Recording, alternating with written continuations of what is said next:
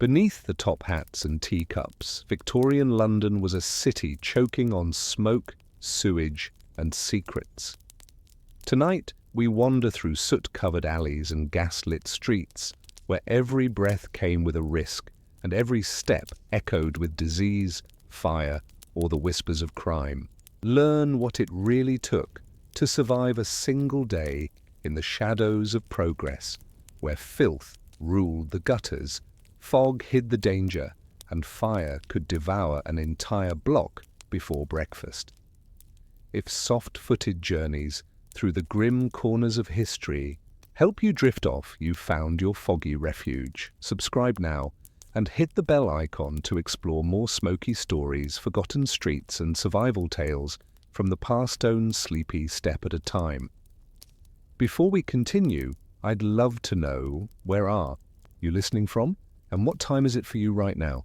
It's always amazing to see how far our quiet little stories are reaching. As you drift towards sleep, imagine yourself walking along the banks of the River Thames in the early 19th century. The river that flows through London today as a relatively clean waterway was once something entirely different, a vast open sewer that carried the waste of a rapidly growing metropolis toward the sea.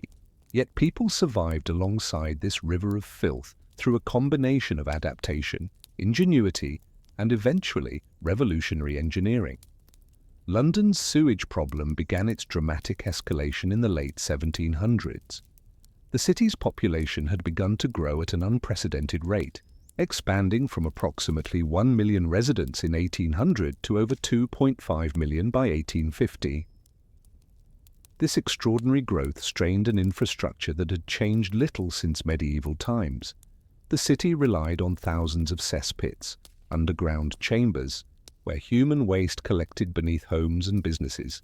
When full, these pits would be emptied by night soilmen who carried the waste away, typically using it as agricultural fertilizer in the surrounding countryside London Museum. This ancient system functioned reasonably well for centuries, but became overwhelmingly inadequate as the city swelled. The cesspits frequently overflowed during heavy rains, and their contents seeped into the soil and groundwater.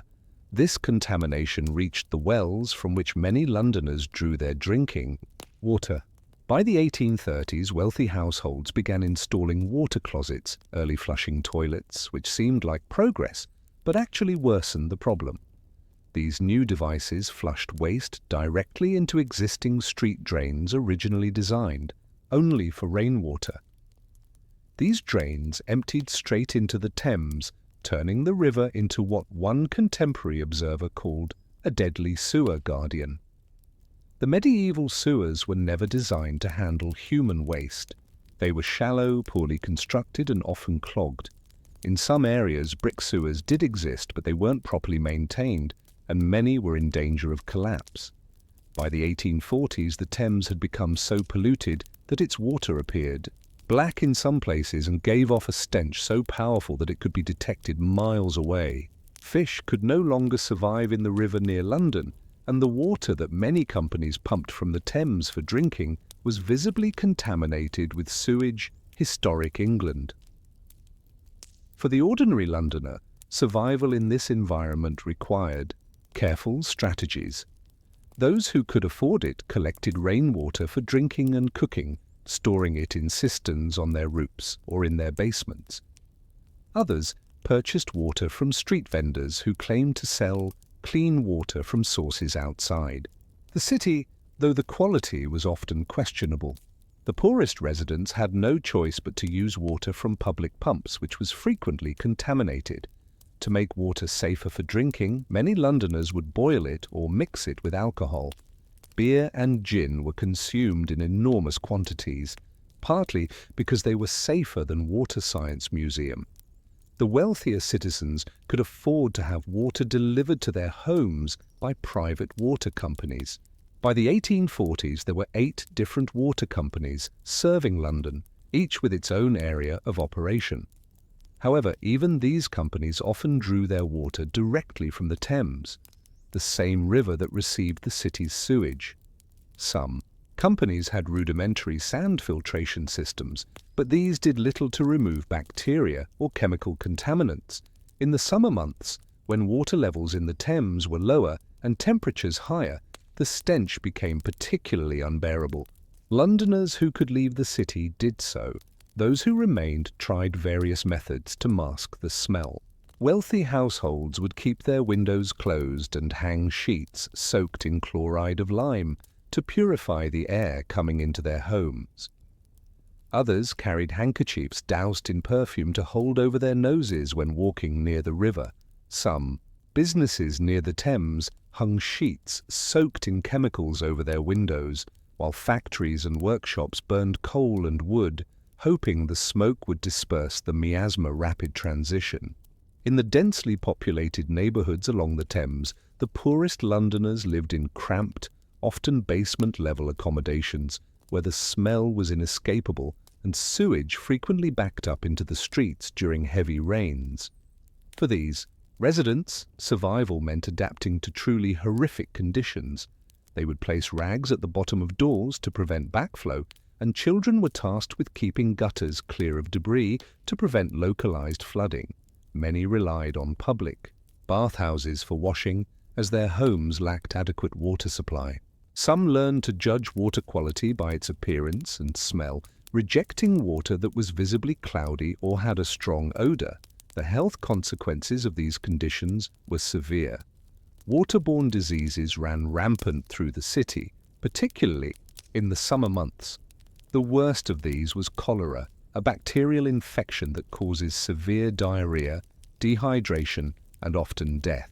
London experienced major cholera outbreaks in 1832, 1848, 1854, and 1866, killing tens of thousands of people.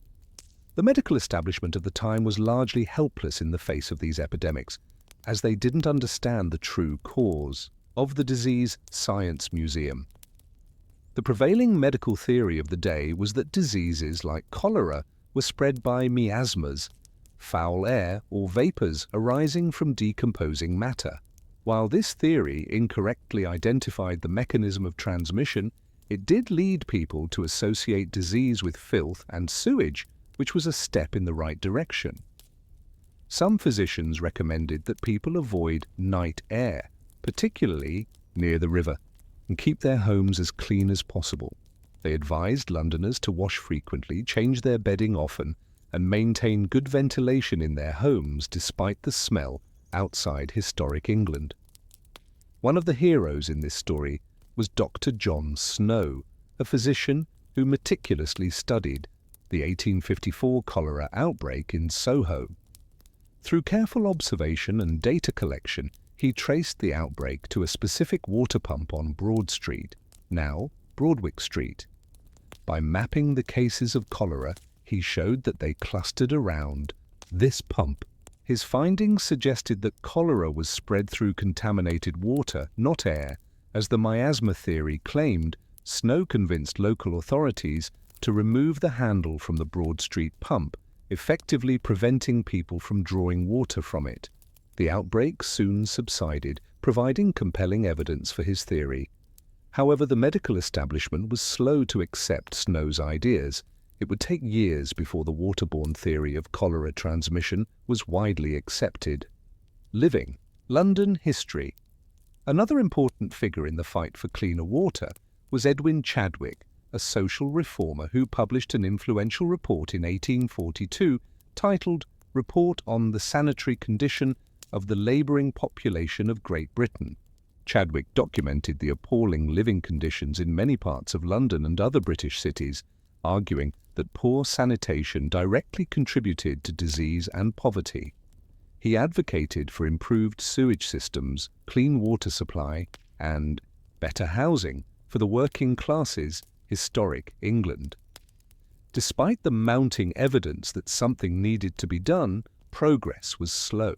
The various water companies had little incentive to improve their services, and the city's administration was fragmented among numerous parishes and local authorities, making coordinated action difficult. Change would require a crisis that affected Everyone, including the powerful and wealthy, and that crisis came in the summer of 1858, Guardian. The summer of 1858 was unusually hot and dry, leading to low water levels in the Thames. The sewage that normally flowed more quickly through the river instead sat stagnating in the summer heat. The result was what became known as the Great Stink, a stench so powerful and nauseating that it disrupted daily life throughout central London. People covered their noses with handkerchiefs as they hurried through the streets. Businesses near the river found it difficult to operate, and some temporarily closed. River traffic decreased as boat workers found the smell unbearable. London Museum. The Great Stink might have been merely another unpleasant episode in London's history, but for one crucial factor: the Houses of Parliament stood directly beside the Thames. Members of Parliament and government officials, including the wealthy and influential, could not escape the stench. Sessions in the House of Commons were repeatedly disrupted, with some members leaving the chamber, unable to tolerate the smell. The Chancellor of the Exchequer, Benjamin Disraeli, described the Thames as a Stygian pool reeking with ineffable and intolerable horrors. Guardian. The crisis finally prompted action from Parliament. In just 18 days they passed legislation authorising the construction of a new sewage system for London and establishing the Metropolitan Board of Works to oversee the project. They allocated $3 million for the work, an enormous sum at the time, equivalent to hundreds of millions of pounds, today rapid transition. The task of designing and building this new sewage system fell to Joseph Bazalgette, an engineer who had been working on proposals for improving London's drainage for several years. His plans were ambitious and innovative, involving the construction of a network of interconnected sewers that would intercept the sewage before it reached the Thames and carry it downstream, well beyond the city limits. It would be one of the largest civil engineering projects ever undertaken, requiring years of work and overcoming numerous technical challenges. London Museum. As the Great Stink finally began to dissipate with the arrival of cooler weather to the autumn of 1858, Londoners continued their daily struggle to find clean water and avoid disease. They couldn't know that the foundations had been laid for a revolutionary improvement in their living conditions. The River Thames, long a source of life for the city, had become a river of death. But change was coming, though it would not be swift or easy. What would this enormous engineering project entail? How would Joseph Bazalgette transform London's sewage system from a deadly hazard into a modern marvel of civil engineering?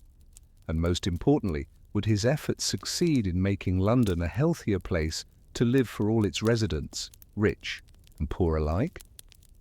As the summer of 1858 faded into autumn, the Great Stink that had paralysed London began to subside. The immediate crisis passed, but the fundamental problems remained. London's sewage still flowed directly into the Thames, contaminating the water supply and threatening public health. Into this situation stepped Joseph Bazalgette, chief engineer of the Metropolitan Board of Works, with the most ambitious engineering project London had ever seen. His work would transform not only the city's infrastructure, but the very health and survival of its inhabitants. Joseph William Bazalgette was born in 1819, the son of a naval officer. He trained as a railway engineer during the Great Railway boom of the 1830s and 1840s, gaining valuable experience in large-scale civil engineering projects. By the time he was appointed to the Metropolitan Commission of Sewers in 1849, which later became part of the Metropolitan Board of Works, he had established himself as a competent and innovative engineer. The challenge he now faced, however, was of an entirely different magnitude. Thomas Earnshaw. Bazalgette's task was formidable.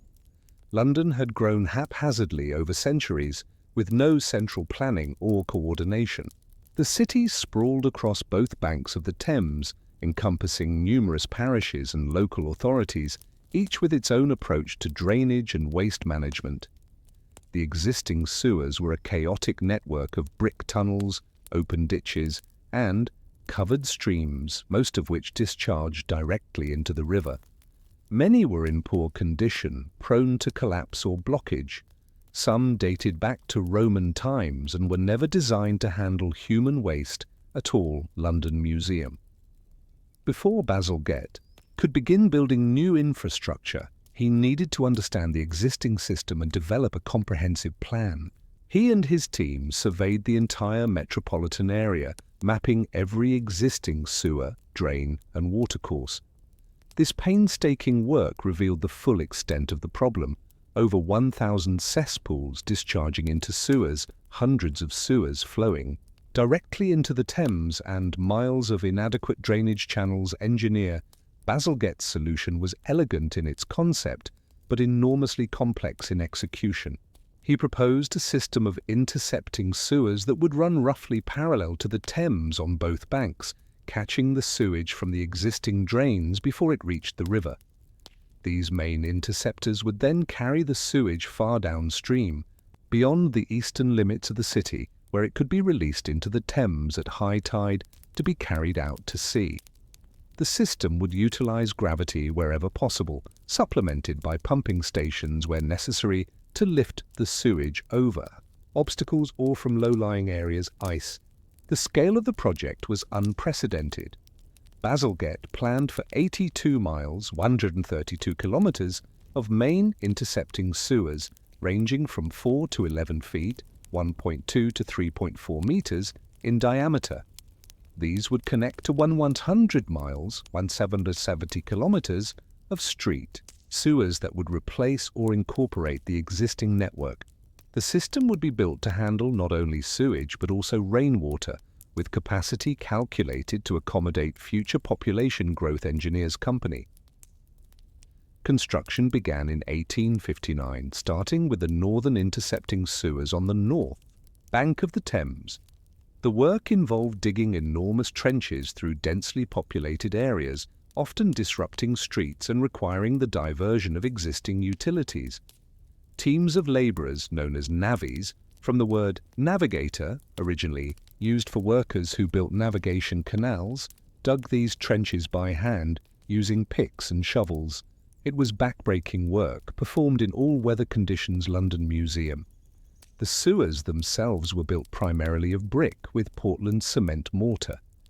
This was a departure from earlier sewers, which often used lime mortar that could be dissolved by the acidic components of sewage. The bricks were specially made to be particularly hard and non-absorbent. The sewers were egg-shaped in cross-section, with the narrower end at the bottom. This design ensured that even during periods of low flow, the sewage would still move, with sufficient velocity to prevent solid matter from settling and blocking the channel. ice.org, UK. For the average Londoner, the construction brought both disruption and employment. Streets were torn up for months at a time, making travel difficult and disrupting businesses. The constant excavation stirred up dust and dirt, adding to the already polluted air. But the project also created thousands of jobs for labourers, bricklayers, engineers, and material suppliers. At its peak, over 13,000 men were employed in the construction of the sewer system, providing valuable income for working-class families. London Museum. The working conditions for these labourers were hazardous. By modern standards, safety equipment was minimal and accidents were common. Workers faced risks from collapsing trenches, falling materials, and exposure to noxious gases released from the old sewers they were connecting to. Many also worked in the existing sewer system to divert flows during construction, wading through raw sewage without protective clothing. Diseases like typhoid were occupational hazards. Despite these dangers, there was no shortage of workers. In Victorian London, even dangerous work was preferable to unemployment and potential starvation. Thomas Earnshaw. Beyond the intercepting sewers themselves, the system required numerous supporting structures.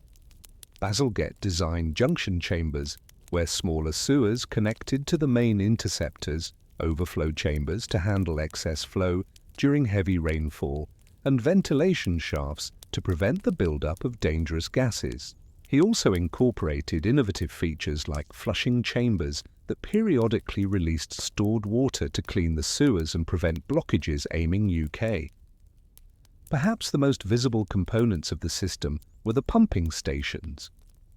Since London is not uniformly flat, and the intercepting sewers needed to maintain a consistent downward gradient, pumping was necessary at certain points to lift the sewage to a higher level.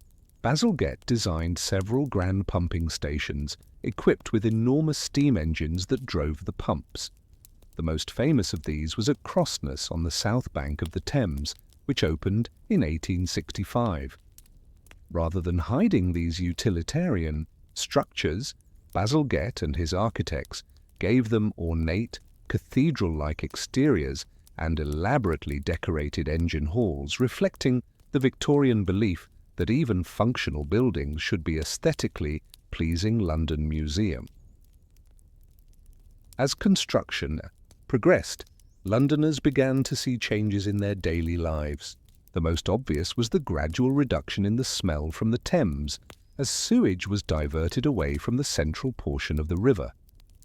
Areas that had previously been known for their foul odours became more pleasant, and property values in riverside neighbourhoods began to rise. However, the full health benefits would take longer to materialise, as many people still relied on contaminated water sources. Rapid transition. For households that could afford it, the expanding sewer system meant they could install water closets connected to the main drainage, eliminating the need for cesspits or chamber pots. This luxury gradually spread from the wealthy to the middle classes. For the poor, public toilets connected to the sewers began to appear in some areas, offering a more hygienic alternative to overflowing cesspits. However, many tenements and slum dwellings remained without proper sanitation facilities for decades to come. Science Museum. The expansion of the sewer system coincided with improvements in London's water supply. Following investigations into the cholera outbreaks, particularly John Snow's work linking the disease to contaminated water, the water companies came under pressure to improve their services. The Metropolis Water Act of 1852 had already required them to filter all water supplied for domestic use and to take their water from points upstream of the tidal Thames, away from the worst sewage contamination. Now, with the sewage being diverted downstream, the quality of Thames water began to improve, though progress was gradual. As the main intercepting sewers neared completion in the mid-1860s, Bazalgette and his team faced a new challenge.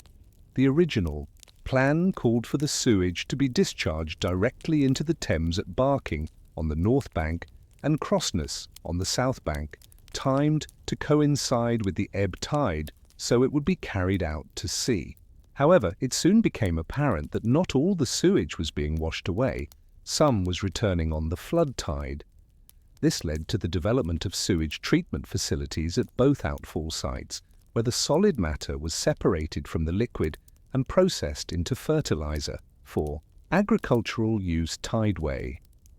The construction of the main sewer system was substantially completed by 1865, though work on various extensions and improvements would continue for many years. On April 4, 1865, the southern outfall works at Crossness were officially opened by the Prince of Wales, later King Edward VII, in a grand ceremony attended by numerous dignitaries. Contemporary accounts describe the prince turning a wheel that started the enormous steam engines, lifting sewage 21 feet to discharge it into the Thames. It was a strange event to celebrate, but it marked a turning point in London's battle against filth and disease. London Museum. Bazalgette's sewers were built with remarkable foresight. He calculated the capacity needed based on the existing population, but then doubled it to allow for future growth. This generous over-engineering meant that the system continued to serve London effectively for much longer than anticipated. The main intercepting sewers built in the 1860s remain in use today, Over 150 years later, though they have been supplemented by additional infrastructure, as the city has grown far beyond what even Bazalgette could have predicted, engineers company. While the construction of the sewer system was Bazalgette's most significant achievement, his work for the Metropolitan Board of Works encompassed much more. He supervised the construction of several new roads, including the Victoria, Albert, and Chelsea embankments along the Thames. These embankments served multiple purposes. They housed sections of the low-level intercepting sewers, provided flood protection, created new land for development, and improved transportation with wide new roads. The embankments also beautified the riverfront with gardens, trees, and ornamental features. As Bazalgette's grand project neared completion, Londoners began to adapt to a city with functioning sewers. Public health officials launched education campaigns to encourage proper use of the system. Households were advised not to dispose of solid waste or harmful chemicals in drains connected to the sewers. Maintenance workers, known as flushers, began the ongoing task of keeping the sewers clear and functioning. These men would enter the larger sewers, sometimes wading through waist-deep sewage, to remove blockages and perform repairs. It was dirty, dangerous work, but essential to the system's operation aiming UK. By 1866, most of the main sewer system was operational, though some sections would not be completed until 1870. London faced one final major cholera outbreak that year centred in East London. Investigation revealed that the affected area was served by the East London Water Company, which had failed to comply with regulations requiring it to filter water and take it from above the tidal reaches of the Thames. This outbreak, which killed over 4,000 people, provided the final evidence needed to convince authorities of the link between contaminated water and Cholera Science Museum. The health benefits of Bazalgette's sewers soon became apparent. Cholera, which had killed tens of thousands of Londoners in repeated epidemics, never returned to the city after 1866. Typhoid fever and other waterborne diseases declined dramatically. The overall death rate in London fell and life expectancy increased. The Thames, once a foul, lifeless sewer, slowly began to recover. Fish gradually returned to the river, though it would take more than a century for it to approach its pre-industrial condition, rapid transition. As the sewers did their hidden work beneath the streets, the visible city above continued to evolve. New building regulations required all new homes to have proper drainage connected to the sewer system. The water companies, faced with competition and regulation, improved their filtration and distribution systems. Public health officials used their growing understanding of disease transmission to advocate for better housing, cleaner streets, and improved food safety. In ways large and small, London was becoming a more livable city. Yet significant challenges remained. While the main sewers were operational, many neighbourhoods, particularly poor ones, remained inadequately connected to the system. Slum housing still lacked proper sanitation facilities. Water supply remained inconsistent in many areas, with some households receiving water for only a few hours per day. And new threats to public health emerged as the city continued to grow and industrialize. The battle for a clean, healthy London was far from over. What would be the long-term impact of Bazalgette's sewers on London's development? How would the city's approach to public health evolve in the decades following the completion of this massive infrastructure project? And what lessons can we learn from Victorian London's response to its sanitation crisis that might apply to urban challenges today? As the brilliant engineering of Joseph Bazalgette's sewer system vanished beneath London's streets in the 1860s, the true revolution was just beginning. The decades following the completion of the main intercepting sewers witnessed a remarkable transformation in public health, urban development, and the everyday lives of Londoners. This period, from roughly 1865 to the end of the Victorian era in 1901, saw the implementation, refinement, and expansion of Bazalgette's vision, along with growing understanding of the connection between environment and health. The most immediate and dramatic effect of the sewer system was the end of cholera in London.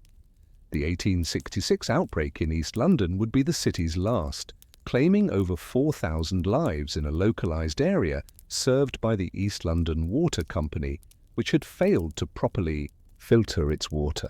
This tragic but limited outbreak provided the final evidence needed to convince even the most skeptical authorities of the connection between contaminated water and disease. It also highlighted the importance of proper water treatment, not just Sewage Removal Science Museum. The end of cholera epidemics represented a profound shift in Londoners' relationship with their environment. For decades, these outbreaks had brought terror, disruption, and death to the city. They struck seemingly at random, affecting rich and poor alike, though always disproportionately harming the poor. The knowledge that this threat had been eliminated brought not only improved physical health, but also significant psychological relief. People no longer needed to flee the city during summer months or live in fear of sudden, deadly illness. PMC, beyond cholera, other waterborne diseases also began to decline.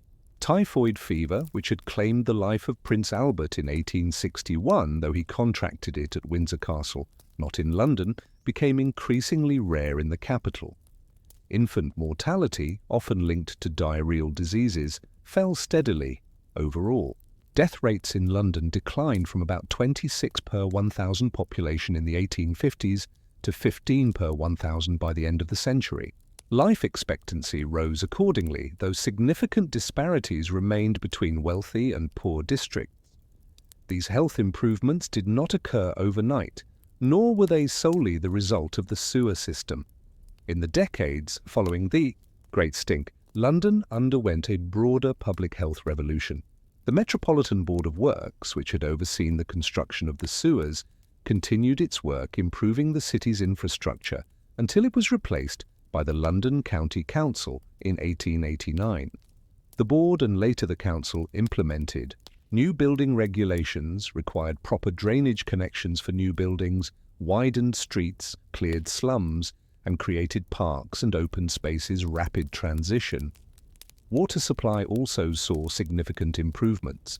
The Metropolis Water Act of 1852 had already required the private water companies to filter all water supplied for domestic use and to take their water from points upstream of the tidal Thames.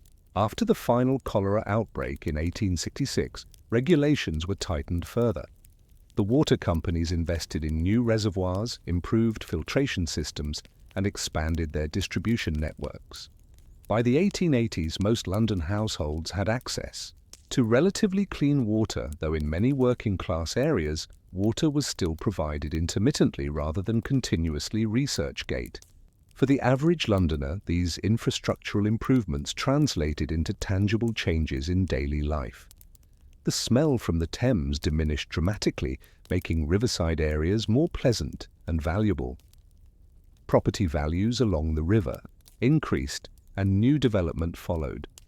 The embankments that Bazalgette had constructed to house sections of the low-level sewers created prestigious new thoroughfares and public spaces, complete with gardens, benches, and gas lighting.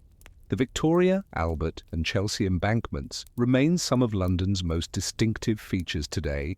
In wealthier homes, the connection to the main sewer system enabled the widespread adoption of water closets and other modern plumbing fixtures. Bathrooms became common in middle-class houses, first as converted spaces and then as purpose-built rooms. The ability to dispose of wastewater easily also facilitated more frequent bathing, laundry, and general cleanliness. New homes were built with these facilities integrated from the start, gradually establishing the standard house layout we recognize today. Rapid transition. For working-class Londoners, improvements came more slowly, but were no less significant. In the immediate aftermath of the sewer construction, many poor neighbourhoods remained inadequately connected to the system. Shared outdoor toilets serving multiple families were common, and in the worst slums, sanitation facilities might be non-existent or broken. However, a series of laws passed in the 1870s and 1880s established minimum standards for working-class housing, including requirements for proper drainage, access to water and ventilation, English heritage, public health officials and housing. Reformers used the new understanding of disease transmission to advocate for better housing conditions. Organizations like the Peabody Trust, established by American banker George Peabody in 1862, built model dwellings for the working classes that included proper sanitation facilities. The Metropolitan Board of Works and later the London County Council carried out slum clearance programs, demolishing the worst housing and replacing it with improved dwellings, though these efforts often displaced residents who couldn't afford the new accommodations. Historic England. Public toilets connected to the sewer system began to appear in London streets, markets and railway stations offering hygienic facilities to people away from home. Most charged a small fee, leading to the euphemism spending a penny. These facilities were initially designed primarily for men, with women's sections added later and often less conveniently located. The provision of public toilets represented a significant improvement in urban sanitation, though it reflected and sometimes reinforced social inequalities. Rapid transition. The maintenance of Bazalgette's sewer system became an ongoing concern. A specialized workforce known as flushers or sewermen was employed to keep the system functioning.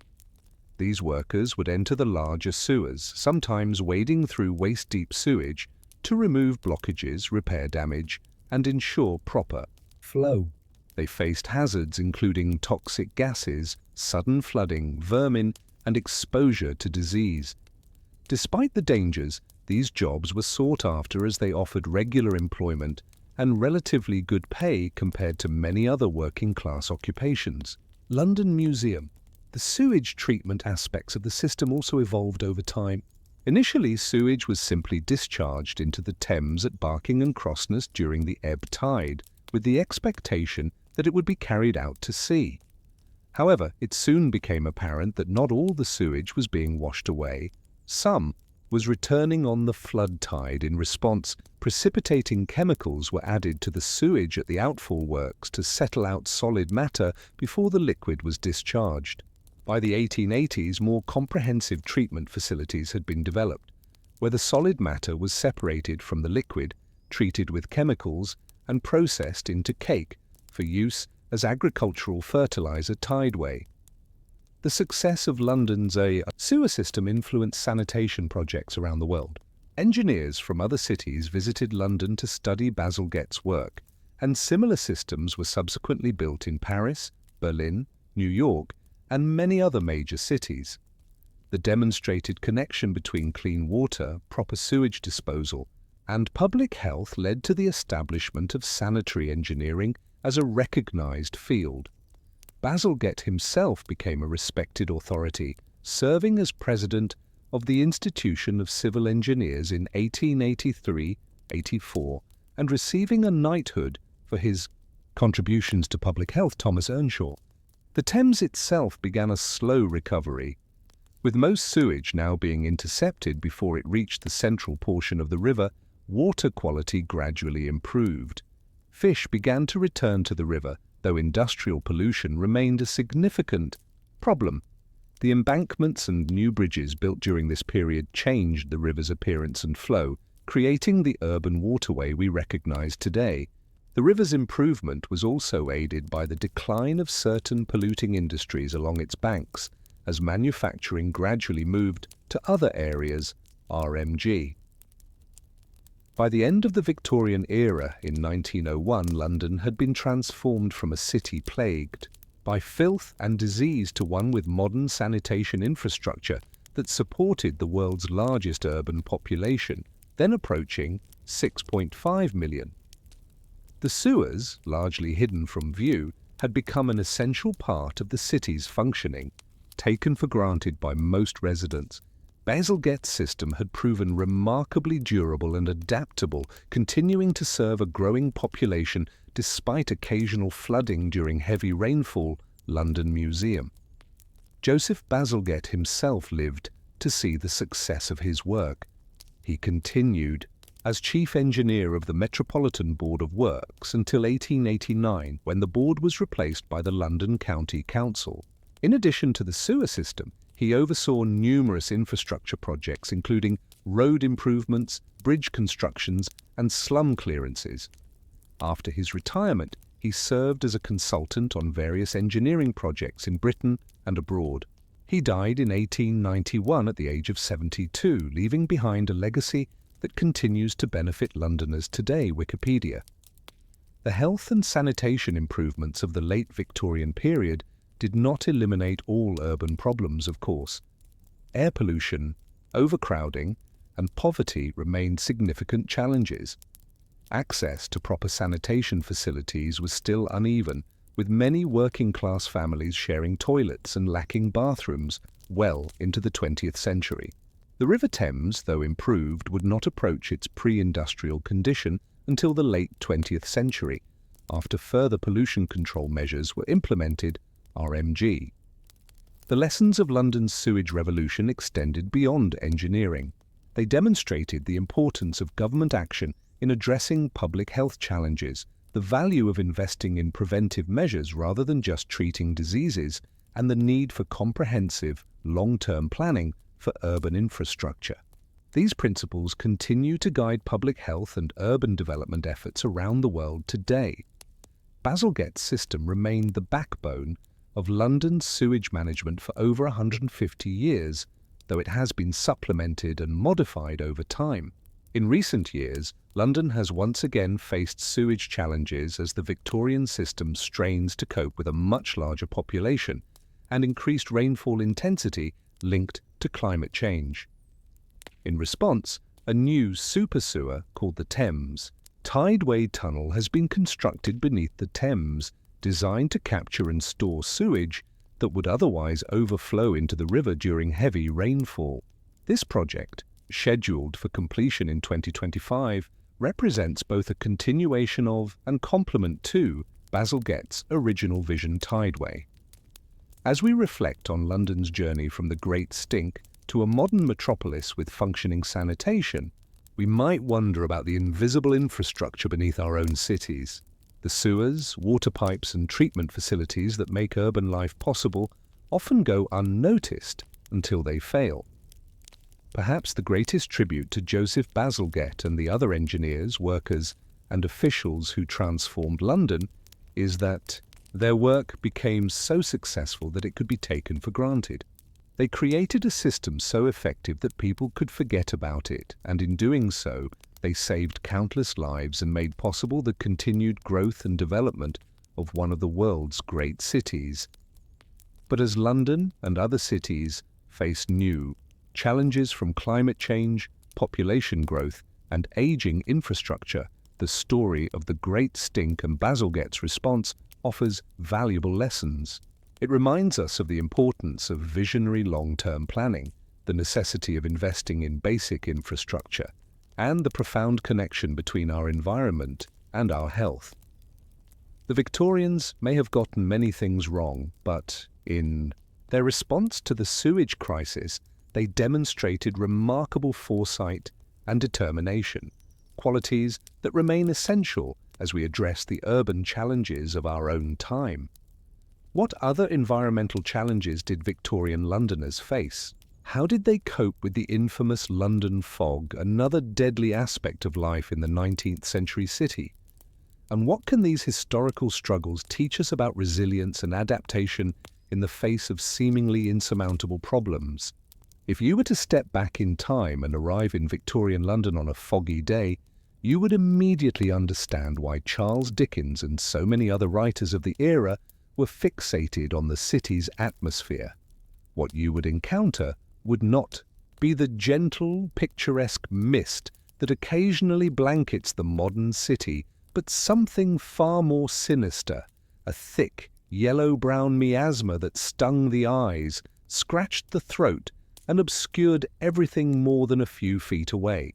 These were the infamous pea soupers, as Londoners called them, for their yellowish-green colour and thick consistency, and they were as much a part of life in Victorian London as horse-drawn carriages and gas street lamps To understand how Londoners survived in this environment, we must first understand the nature of these fogs. London had always experienced natural fog due to its location in the Thames Valley, where moist air could be trapped and cooled, forming condensation. However, what made London's fogs particularly severe during the Victorian era was their combination with pollution from countless coal fires and industrial emissions. Natural fog provided the perfect conditions for these pollutants to accumulate and concentrate rather than dispersing into the atmosphere. Guardian. Coal was the primary fuel for both domestic heating and industrial power throughout the Victorian period. By the mid-19th century, London was burning over 3.5 million tons of coal annually. Each household and business had at least one coal fire, often burning continuously during the colder months. Industries ranging from small workshops to massive factories added their contributions from countless smokestacks across the city. The burning of this coal released enormous quantities of smoke, soot, and sulfur dioxide into the air Britannica. When natural fog formed, typically during autumn and winter months, these pollutants became trapped near ground level. The water droplets in the fog absorbed sulfur dioxide, creating sulfuric acid. This acid fog then mixed with soot and other particulates, forming a thick, toxic aerosol that hung over the city, sometimes for days at a time. The result was a fog that was not just visually obscuring, but physically harmful to breathe. The appearance of these fogs was distinctive and unsettling. Contemporary accounts describe them as yellowish, brownish, or greenish in color, depending on their composition and the light conditions. They could be so thick that visibility was reduced to just a few feet. A person standing on one side of a street might not be able to see the buildings on the other side. The fog seemed to have a physical presence, clinging to clothing and skin, leaving a greasy residue and permeating everything it touched. EPA. For the average Londoner, the appearance of a pea souper meant immediate adjustments to daily life. The most basic challenge was navigation. In severe fogs, familiar streets became bewildering mazes. People who ventured out would keep to routes they knew well, often trailing one hand along walls or railings to maintain their orientation. Some would count their steps between known landmarks or listen for distinctive sounds, church bells, street vendors' calls, or the clatter of horses' hooves, to guide them. Guardian. Those who could afford to do so would avoid going out in the fog altogether. Wealthier Londoners might remain at home for days during the worst episodes, with servants handling necessary errands. For the working class, however, staying home meant lost wages they could ill afford. Factory workers, shop clerks, delivery men, and countless others had no choice but to brave the fog to reach their workplaces. If they failed to appear, they might lose their jobs. Street lighting provided some assistance, but had limited effectiveness in the densest fogs. The gas lamps that illuminated London's streets during the Victorian era appeared as faint, fuzzy halos in the fog, visible only at close range. Later, in the period, electric arc lamps were introduced in some areas, which had better penetration but still struggled against the thickest fogs. Some businesses and wealthy homeowners would place additional lamps or lanterns near their entrances to guide visitors and family members home. Transportation systems were severely disrupted during fog events. Horse-drawn omnibuses and carriages moved at a crawl, with men walking ahead carrying torches or lanterns to guide the way. Train service was delayed or cancelled as signals became invisible to drivers. On the Thames, boat traffic came to a near standstill, with vessels anchoring mid-river rather than risking collision in the limited visibility. Even when moving, boats relied on bells, horns, and shouts to avoid collisions. Accidents were common despite these precautions. For pedestrians, the fog created both physical and social hazards. Beyond the difficulty of navigation, there was the constant risk of accidents. People fell into the Thames, collided with vehicles they couldn't see, or stumbled into open cellar doors and construction pits. Pickpockets and other criminals took advantage of the limited visibility to prey on the vulnerable. Women, in particular, were cautioned against walking alone in the fog, as they might be targeted for theft or assault. The physical effects of breathing the fog were immediately apparent. Eyes stung and watered, throats became irritated, and coughing was constant. Those with pre-existing respiratory conditions such as asthma or bronchitis found their symptoms dramatically worsened. Children and the elderly were particularly vulnerable. The acidic nature of the fog damaged the delicate tissues of the respiratory system, leading to inflammation and increased susceptibility to infections. Londoners developed various methods to protect themselves from the worst effects of the fog. Handkerchiefs dampened with water or vinegar were held over the nose and mouth as a basic filter. Some people carried small bottles of aromatic compounds like camphor or menthol, which they would sniff occasionally to clear their nasal passages and provide temporary relief from the acrid smell. Those who could afford them might use specially designed respirators.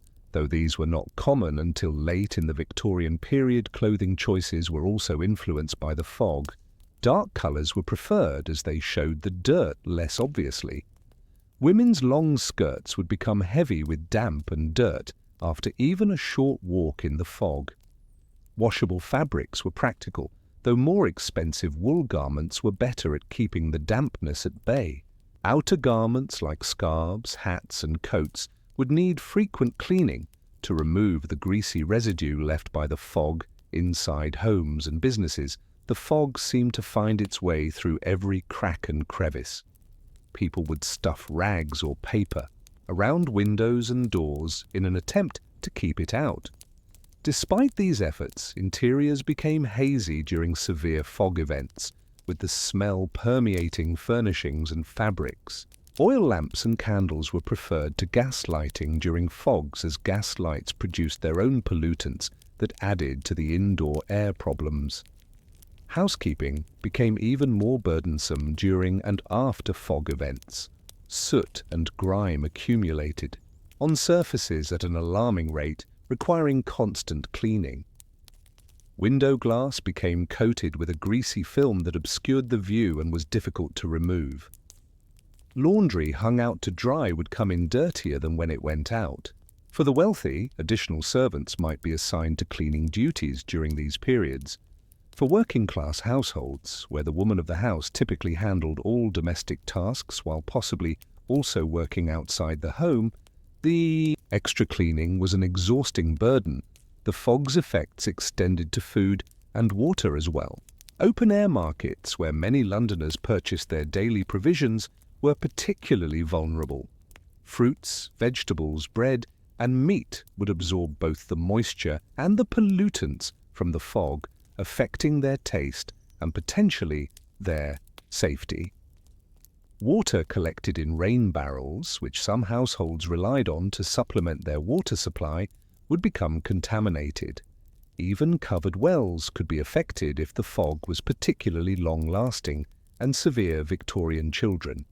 Different occupations had varying experiences with the fog. Chimney sweeps, whose job was already dirty and hazardous, found their services in even higher demand during foggy periods, as clean chimneys produced less smoke. Crossing sweepers, often children or the elderly who earned pennies clearing paths across muddy streets for pedestrians, had difficulty seeing their work but found more customers willing to pay for guidance through the fog. Lamplighters worked. Over time, lighting lamps earlier in the day and keeping them burning longer. For factory workers, the fog often meant working in even worse conditions than usual. Factories and workshops relied on natural light through windows and skylights to supplement gas lighting. During fog events, this natural light was severely diminished, making detailed work difficult and increasing the risk of accidents. The fog would penetrate these workplaces, combining with the existing industrial pollutants to create a particularly toxic environment. The medical profession of the Victorian era had limited understanding of the fog's health impacts. The prevailing miasma theory of disease held that illnesses were caused by foul air, but there was little comprehension of the specific pollutants involved or their mechanisms of harm. Doctors typically advised patients with respiratory conditions to remain indoors during fog events and to keep rooms well ventilated, advice that was somewhat contradictory and of limited effectiveness. Statistical evidence of the fog's deadly effects was beginning to emerge by the late 19th century, though it wasn't always recognized as such at the time. Records show significant spikes in death rates during and immediately following severe fog events, particularly from respiratory and cardiovascular causes. The elderly and those with pre-existing conditions were most vulnerable, but even healthy adults and children could succumb to bronchitis, pneumonia, and other respiratory infections exacerbated by the polluted air. The psychological impact of the fog should not be underestimated. The sudden transformation of familiar surroundings into an obscure, threatening landscape created a sense of disorientation and anxiety. The constant darkness during daylight hours disrupted natural rhythms and contributed to the depression that many Londoners experienced during winter months. The fog imposed a forced isolation as social visits and public gatherings became difficult or impossible. For a society that valued face-to-face interaction, this isolation could be deeply unsettling. Despite the hardships it imposed, the fog became integrated into London's identity.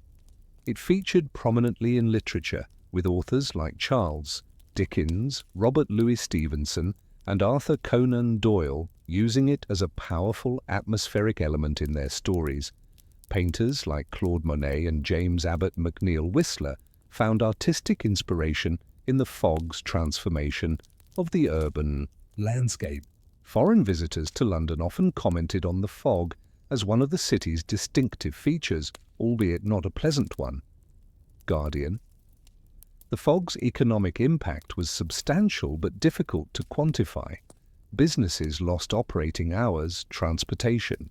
Delays disrupted commerce, and goods were damaged by the acidic moisture and soot. Insurance claims for accidents rose during fog events. Medical expenses and lost workdays due to fog-related illnesses represented a significant economic burden, particularly for working-class families with little financial cushion. Yet the fog was also accepted as a natural condition of London life, its costs absorbed as part of doing business in the world's largest city. BBC Future. As the Victorian era progressed, scientific understanding of the fog and its causes gradually improved. John Aitken, a Scottish meteorologist, demonstrated in the 1880s that fog formation required particles in the air around which water droplets could condense.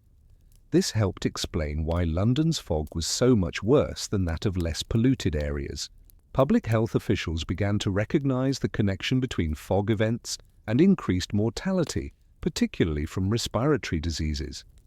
This growing understanding would eventually lead to calls for pollution control measures, though significant. Action wouldn't come until the mid-20th century Tanfon line. By the end of the Victorian era, the problem of London fog remained largely unaddressed at a policy level. Individual adaptations and coping strategies continued to be the primary response. The fog had become normalized as an unavoidable aspect of urban life, its deadly effects accepted with the same fatalism that greeted many other hazards of the industrial age. It would take the Great Smog of 1952, decades after Victoria's death, to finally prompt legislative action in the form of the Clean Air Act of 1956. As you think about the lung-searing fog of Victorian London, consider how people adapted to an environmental condition that we would find intolerable today. What protective measures did they develop? How did they modify their clothing, their respiratory protection, and their daily routines to survive in this toxic atmosphere? And what can we learn from their experiences as we face our own environmental challenges? As London's killer fogs grew more severe throughout the Victorian era, residents developed increasingly sophisticated methods to protect their lungs and health. From simple household remedies to innovative devices and careful behavioral adaptations, Londoners found ways to survive in an environment that could literally take your breath away. These survival tactics became integral to life in the metropolis, passed down through generations and evolving as understanding of the fog's dangers increased. The most basic form of respiratory protection was the handkerchief. Nearly every Londoner, from street sweeper to aristocrat, carried at least one, and during fog events, these were pressed into service as improvised masks. A dry handkerchief provided minimal filtration, catching only the largest particles of soot and dust. However, Londoners quickly learned that dampening the cloth improved its effectiveness. A handkerchief moistened with plain water could trap more particles and absorb some of the sulfur dioxide in the air of Victorian London. More sophisticated variations on this simple protection emerged over time. Some people treated their handkerchiefs with vinegar or lime water, which helped neutralize the acidic components of the fog. Others preferred solutions of camphor, menthol, or eucalyptus oil, which not only provided some filtering effect, but also temporarily relieved respiratory symptoms. Through their aromatic properties, these scented handkerchiefs became particularly popular among middle-class women who could discreetly hold them to their faces while navigating the streets. For those who could afford them, purpose-made respirators began to appear in the mid-19th century. One of the earliest designs was created by John Stenhouse, a Scottish chemist who in 1854 invented a mask containing charcoal which could absorb significant amounts of harmful gases. The Stenhouse respirator consisted of a metal case containing a charcoal filter with an opening for the mouth and straps to secure it to the head. While effective, these early respirators were bulky and uncomfortable, and their obvious appearance made many fashion-conscious Victorians reluctant to wear them in public imperial medicine. Later designs became more discreet and comfortable. Julius Jeffreys, an English surgeon, created the respirator specifically for those suffering from respiratory conditions like tuberculosis and asthma. Rather than covering the entire mouth area, this device was worn between the lips and teeth, warming and filtering air as it was inhaled. Made of fine metal wires arranged in layers, it was less conspicuous than earlier models and found greater acceptance, particularly among the upper classes who could afford the 5-shilling price tag. Some elegant versions were made with silver and gold for wealthy users. By the late Victorian period, commercially manufactured respirators were available from chemists, pharmacists, and medical supply companies. These ranged from simple gauze masks to more elaborate designs with multiple layers of filtering materials. Some incorporated moisture chambers to humidify the air, while others used chemical compounds to neutralize specific pollutants. However, even the best respirators of the era were far less effective than modern masks, and their use remained relatively limited to the wealthy and those with existing respiratory conditions, imperial medicine. For the working class, who made up the vast majority of London's population, such specialized equipment was usually out of reach. They relied instead on adaptations of everyday clothing and ingenuity. Mufflers and scarves worn wrapped around the lower face provided some protection. Woolen fabrics were particularly effective, as they could trap particles while allowing air to pass through. During the worst fogs, some workers would wrap multiple layers of cloth around their faces, creating a primitive but somewhat effective filter. Children were particularly vulnerable to the fog's effects, with their smaller airways and developing lungs. Parents with means might keep their children indoors entirely during severe fog events. Working-class families, however, often had no choice but to send their children to school or work, regardless of conditions. Some mothers crafted simple masks for their children from available materials, flannel, cotton, or even old undergarments. These homemade protections varied widely in effectiveness, but represented the desperate measures parents took to shield their children from harm. Beyond physical barriers, Londoners used various substances believed to strengthen the respiratory system or provide relief from symptoms. Cough lozenges containing licorice, honey, or various herbal compounds were popular. Black currant tea was consumed for its supposed beneficial effects on the throat and lungs.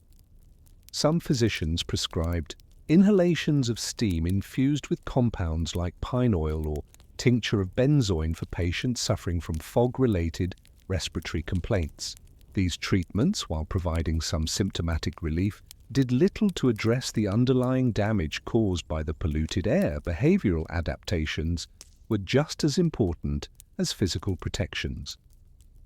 Experienced Londoners learned to breathe differently during fog events. Shallow breathing through the nose rather than the mouth helped filter out some larger particles. Walking at a measured pace rather than hurrying reduced the volume of air inhaled. When possible, people would time their outdoor activities to coincide with the brief periods when the fog lifted slightly, typically during the warmest part of the day. Inside homes and businesses, various methods were employed to improve air quality. Windows and doors would be sealed with cloth or paper to prevent the fog from entering. Those who could afford coal of higher quality, which produced less smoke and sulfur dioxide, would use it during fog events. Some wealthy households maintained a clean room with filtered air where family members with respiratory sensitivities could retreat. These rooms might use large cloths soaked in lime water or other alkaline solutions hung across windows or doorways as primitive air purifiers. More elaborate air filtering systems began to appear in some institutions and wealthy homes by the late 19th century.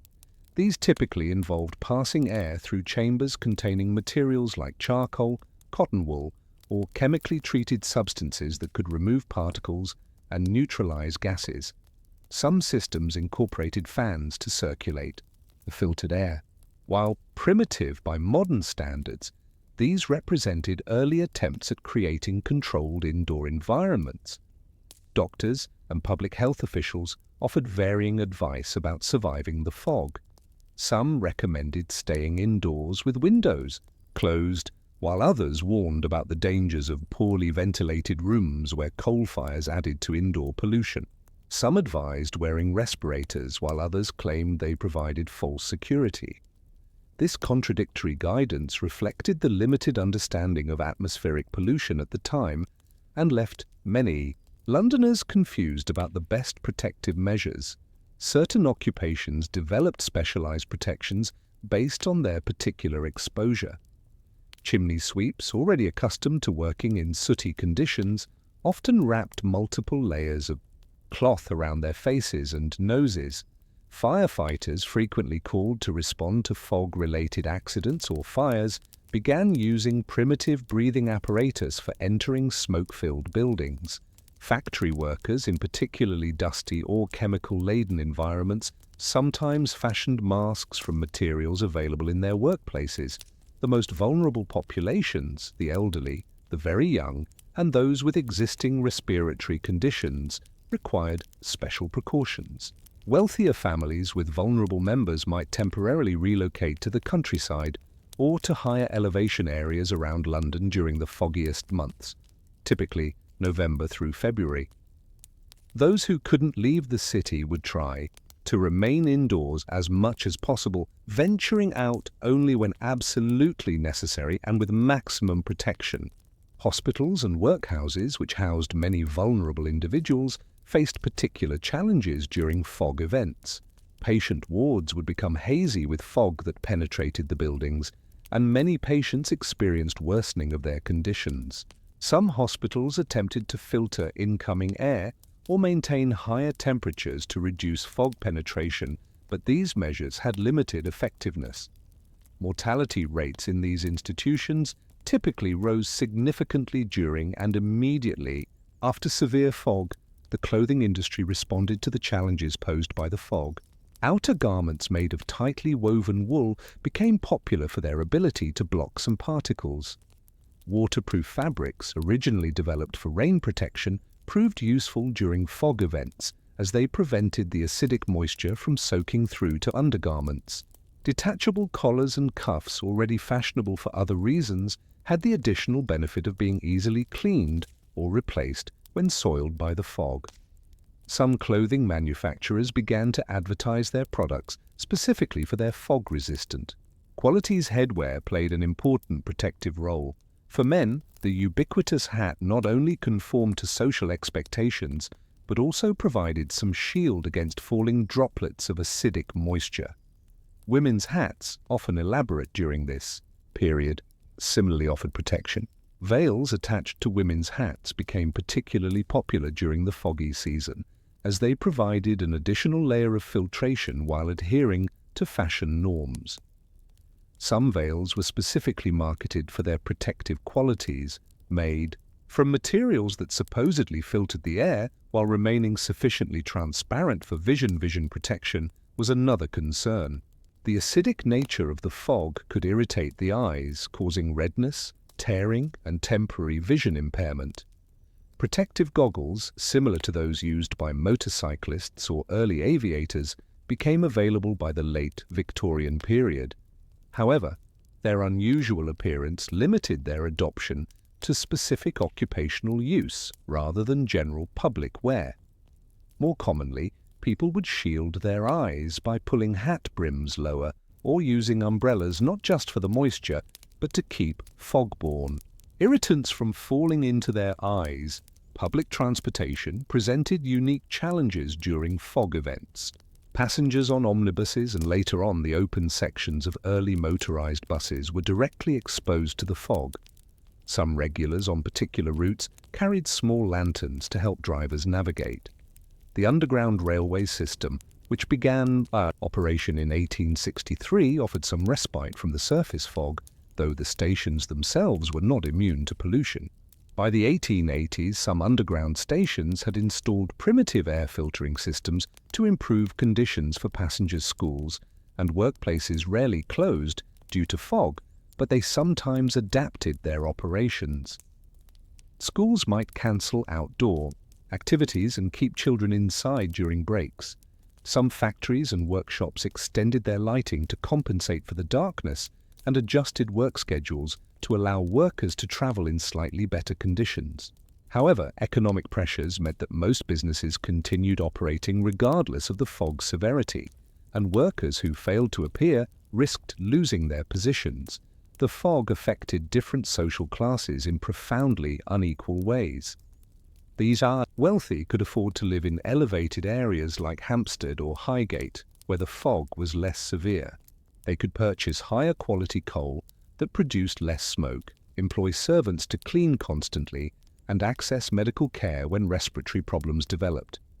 They could temporarily leave the city during the worst periods or use the best available protective devices. In contrast, the working poor lived in low-lying areas where the fog settled most densely, burned cheaper, more polluting coal if they could afford fuel at all, and had limited access to medical care. Many worked outdoors or in poorly ventilated workshops and factories, maximizing their exposure to the toxic air. Their homes were often damp and drafty, allowing the fog to penetrate easily. For these Londoners, the fog represented not just discomfort, but a serious threat to their ability to work and survive. This disparity did not go unnoticed by social reformers of the era. Organizations like the Coal Smoke Abatement Society, founded in 1898, began advocating for regulations to reduce pollution. Medical professionals increasingly documented the health impacts of the fog, particularly on working-class communities. However, meaningful legal restrictions on coal burning would not come until after the Great Smog of 1952, decades after the Victorian era ended Guardian. By the end of the Victorian period, the deadly nature of London's fog was becoming more widely acknowledged. Statistical analyses were beginning to reveal the sharp increases in mortality that accompanied severe fog events. Autopsy studies showed blackened, soot-laden lungs in deceased Londoners, particularly those who had worked outdoors. The medical community was moving away from the miasma theory of disease toward a more scientific understanding of how air pollution affected the respiratory system, CDC stacks. Despite this growing awareness, the fog remained an accepted part of London life, something to be endured rather than eliminated. The economic importance of coal to the British economy, the practical difficulties of heating homes with alternative fuels, and the lack of effective pollution control technologies all contributed to a sense of resignation. Most Londoners focused on protection and adaptation rather than prevention, developing an array of survival strategies that became part of the city's culture. These adaptations, from simple handkerchiefs to complex respirators, from behavioral changes to architectural modifications, represent a remarkable example of human ingenuity in the face of environmental hazards.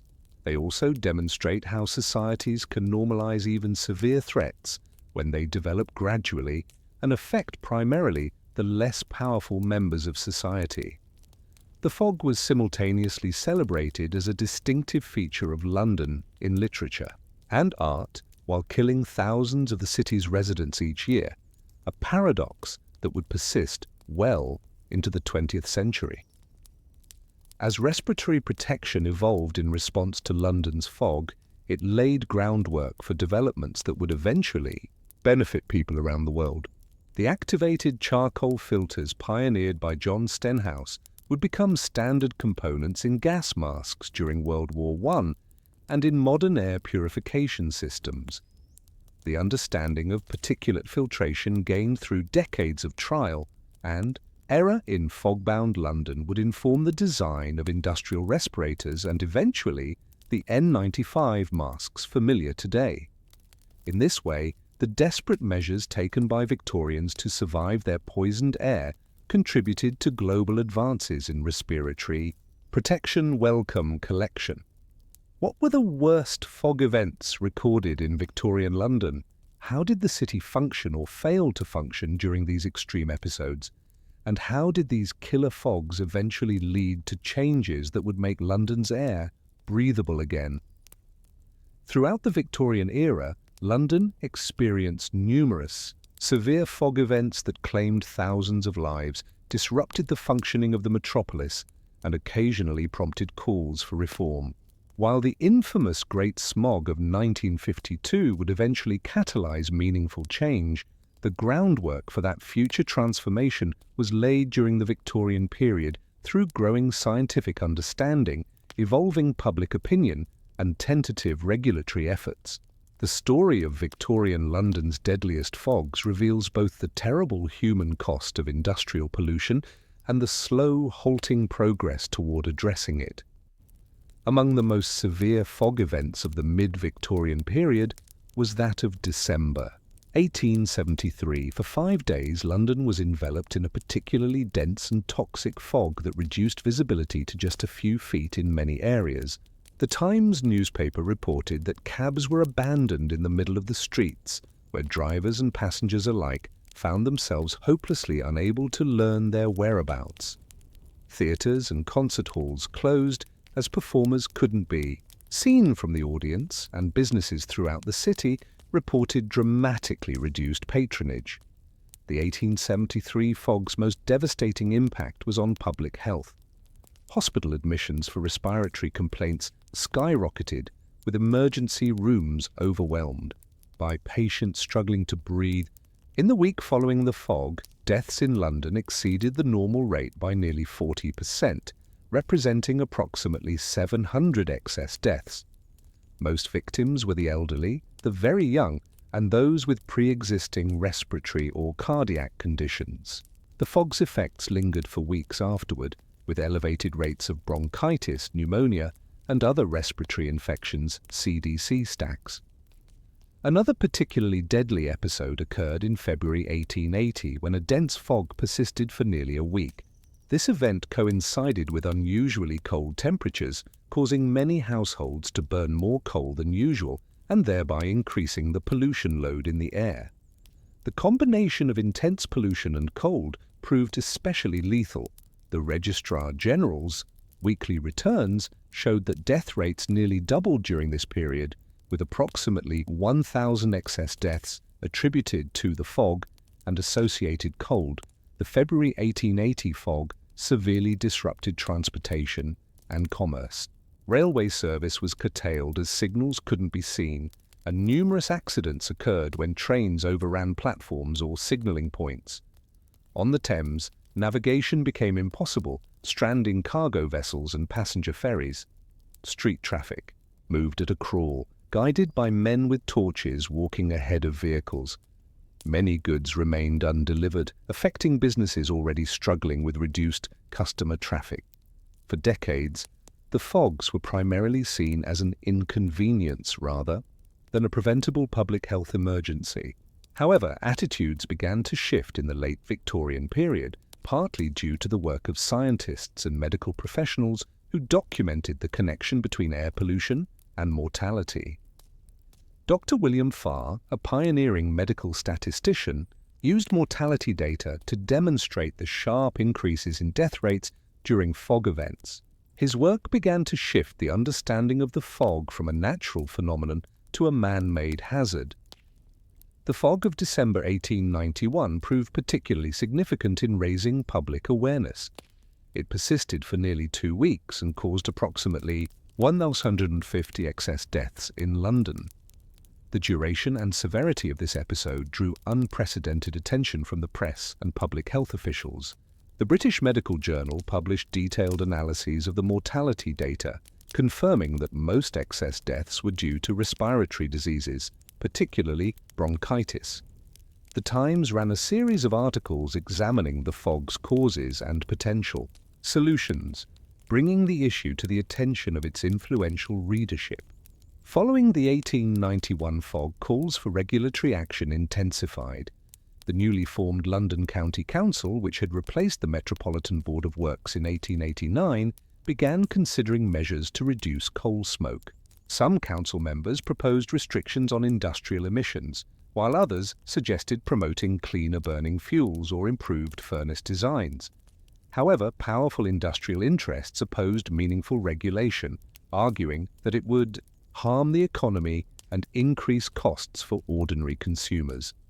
This political tension would continue to hamper reform efforts for decades. The fog that descended on London in early February 1895 was among the most lethal of the Victorian era. It coincided with an influenza epidemic, creating a deadly synergy between the respiratory damage caused by air pollution and the viral infection. Death rates during this period were nearly triple the normal level, with an estimated 1,500 excess deaths attributed to the combined effects of fog and influenza. The elderly were particularly vulnerable, with some nursing homes and workhouses reporting mortality rates of 20% or higher among their residents.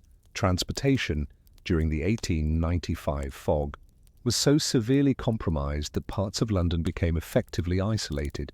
In some areas, visibility was reduced to less than arm's length, making navigation virtually impossible even for those familiar with the streets. Accidents were numerous, including several fatal incidents where pedestrians walked into the Thames or fell into construction sites. Railway companies suspended most services, and deliveries of food and coal to some neighborhoods were delayed for days. This disruption particularly affected the poor, who typically purchased food and fuel in small quantities for immediate use rather than maintaining stockpiles. The final major fog of the Victorian era occurred in December 1899 and continued into the early days of 1900, and this event caused approximately 1 in 300 excess deaths and significant economic disruption. Coming at the end of the century, it prompted reflection on London's failure to address its air pollution despite decades of evidence about its deadly effects. The Daily News noted that the development of our manufacturing industries during the Victorian era has been accompanied by a deterioration in the atmosphere of our great cities, which constitutes a serious menace to public health. While no single Victorian fog event prompted comprehensive legislative action, the cumulative evidence they provided led to some limited reforms. The Public Health London Act of 1891 included provisions giving local authorities power to abate nuisances from smoke. Though enforcement was weak, and penalties minimal. Various local bylaws were enacted in different parts of London, creating a patchwork of regulations that were inconsistently applied. Some industrial sectors voluntarily adopted improved furnace designs or operational practices that reduced emissions, primarily to increase efficiency rather than for environmental reasons. The Coal Smoke Abatement Society, founded in 1898 by Sir William Blake Richmond, represented the first organized advocacy group focused specifically on air pollution. While its initial impact was limited, it helped raise public awareness and provided a platform for scientific and medical experts to share information about the health effects of coal smoke. The society promoted technological solutions like improved furnace designs, alternative fuels, and filtration systems for industrial smokestacks. It also lobbied for stronger legislation and enforcement, though with limited success during the Victorian period. Guardian. Scientific understanding of air pollution and its health effects advanced significantly during the late Victorian era. John Aitken's research in the 1880s demonstrated the role of particulate matter in fog formation. Chemical analyses identified the major pollutants in London air, including sulfur dioxide, carbon monoxide, and various particulates. Medical researchers documented the acute effects of fog exposure on the respiratory system and began to recognize the chronic impacts of long-term pollution exposure. This growing body of knowledge would eventually inform more effective regulatory approaches. The fogs had profound economic implications beyond the immediate disruption they caused. Insurance companies began to account for fog-related risks in their actuarial calculations, particularly for life insurance policies for Londoners with respiratory conditions. Property insurance rates in central London reflected the increased cleaning and maintenance costs associated with fog damage. Businesses factored fog-related disruptions into their planning, maintaining larger inventory buffers to weather periods when deliveries might be delayed. These economic adaptations represented a form of implicit tax on London's economy imposed by its polluted air. By the end of the Victorian era, the composition of London's fog was beginning to change, though not necessarily for the better. The introduction of electric street lighting in some areas reduced the need for gas lamps, which had contributed to local pollution. More efficient industrial boilers and furnaces decreased coal consumption per unit of output, though the overall number of industrial facilities continued to grow. The adoption of gas cooking in wealthier homes reduced domestic coal use somewhat. However, the total pollution load remained enormous, and the chemical complexity of the fog increased as new industrial processes contributed novel pollutants. The Victorian approach to fog management was characterized primarily by individual adaptation rather than collective action. This reflected both the political economy of the era, which favored limited government intervention in economic matters, and the prevailing understanding of pollution as a localized nuisance rather than a systemic public health issue. The fog was seen as an individual problem to be managed through personal protective measures rather than a public problem requiring regulatory solutions. This framing delayed meaningful action for decades. Guardian. Throughout the Victorian period, the fog's impacts were highly unequal, reflecting and reinforcing existing social disparities. The wealthy could afford to live in less polluted areas, use cleaner fuels, access medical care when respiratory problems developed, and even temporarily leave the city during the worst episodes. The working poor had none of these options and suffered disproportionately higher rates of illness and death. This inequality was occasionally noted by social reformers like Charles Booth, whose poverty surveys documented the concentration of respiratory diseases in London's poorest neighbourhoods.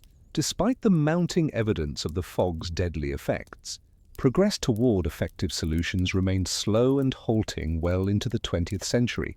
The deadly fogs continued after the Victorian era ended in 1901, with particularly severe episodes in 1912, 1934 and 1948.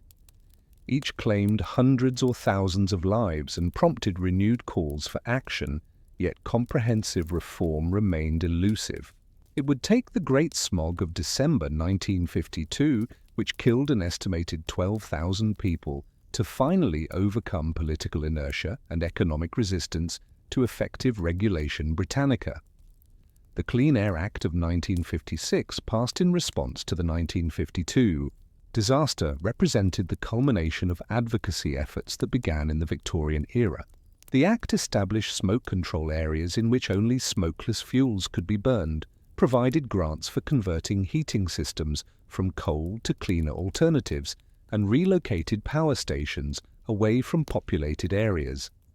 These measures, combined with the broader transition from coal to natural gas and electricity for heating and cooking, finally began to clear London's air. The deadly pea soupers gradually became a thing of the past. The legacy of Victorian London's killer fogs extends beyond their immediate impact on the city and its inhabitants. They provided one of the earliest and most dramatic examples of industrial pollution's effects on public health, generating data and case studies that would inform environmental science and policy for generations. The gradual development of scientific understanding, public awareness, and regulatory approaches to address the fog problem established patterns that would be repeated in addressing other environmental hazards, from water pollution to radiation. Exposure to climate change, the fog also left its mark on British culture and identity. It featured prominently in literature, from Dickens's descriptions of London, shrouded in metaphorical and literal darkness, to Arthur Conan Doyle's Sherlock Holmes stories, where the fog created an atmosphere of mystery and danger. Visual artists like Claude Monet and James Abbott McNeill, Whistler found aesthetic value in the fog's transformation of the urban landscape, creating works that romanticized what was, in reality, a deadly phenomenon. This cultural ambivalence about the fog, simultaneously celebrated and feared, complicated efforts to address it as a serious public health issue from a modern perspective. Victorian London's experience with deadly fog offers valuable insights into contemporary environmental challenges. It illustrates how societies can normalize even severe environmental hazards, particularly when their effects develop gradually and affect primarily marginalized populations. It demonstrates the challenges of addressing pollution problems that are deeply embedded in economic systems and everyday practices, and it shows how scientific evidence alone is often insufficient to prompt action without public awareness, political pressure, and viable technological alternatives. The story of London's killer fogs also highlights the importance of comprehensive approaches to environmental problems. Individual adaptive measures, from respirators to behavioral changes, provided some protection but could not address the fundamental causes of the pollution. Meaningful improvement required a combination of regulatory restrictions, technological innovations, economic incentives, and shifts in social practices. This multifaceted approach eventually succeeded in transforming London from one of the world's most polluted cities to one with generally acceptable air quality, though challenges remain today as cities around the world face their own air quality challenges. The lessons of Victorian London's struggle with deadly fog remain relevant. From Beijing to New Delhi to Mexico City, urban centers continue to grapple with the health impacts of air pollution, often utilizing approaches that echo those developed in 19th century London. The history of the pea soupers reminds us that environmental problems, however daunting, can be addressed through persistent effort, technological innovation, and policy change, though often only after preventable suffering has occurred. As we consider the fog-shrouded streets of Victorian London, we are reminded of both human vulnerability to environmental hazards and our capacity for adaptation and eventual reform. The residents of this great city endured decades of toxic air, developing remarkable strategies for survival in conditions we would find intolerable today. Their experience stands as both a cautionary tale about the consequences of unchecked pollution and a testament to the possibility of environmental recovery, even in the most severely degraded urban settings. Beyond the challenges of filth and fog, Victorian Londoners faced another deadly hazard: fire. How did they protect themselves and their property from this ever-present threat in a city built largely of flammable materials? How did firefighting technology and organization evolve throughout this period of rapid urban growth and technological change? And what were the major conflagrations that shaped the city's approach to fire safety and response? As night falls and you drift towards sleep, imagine the flickering glow of gaslight and candlelight illuminating the streets and homes of Victorian London. In this vast metropolis of wooden structures, coal fires and open flames, the threat of fire was a constant companion to daily life. Yet from this persistent danger emerged innovative systems of firefighting and fire prevention that would transform not only London but cities worldwide. The story begins not with government action but with a surprising source: the private insurance industry. The origins of organized firefighting in London predate the Victorian era by nearly 2 centuries. The Great Fire of 1666, which destroyed over 13,000 houses and 87 parish churches across 400 acres of central London, revealed the inadequacy of existing fire prevention and response measures. In the aftermath of this catastrophe, insurance companies emerged offering protection against fire damage. The first, the Phoenix Fire Office, was established in 1680, followed by others including the Hand-in-Hand Fire and Life Insurance Society, 1696, and the Sun Fire Office, 1710, LFB, Museum. These early insurance companies realized that simply paying for rebuilding after fires would quickly bankrupt them. Instead, they adopted a proactive approach by forming their own fire brigades to protect the properties they insured.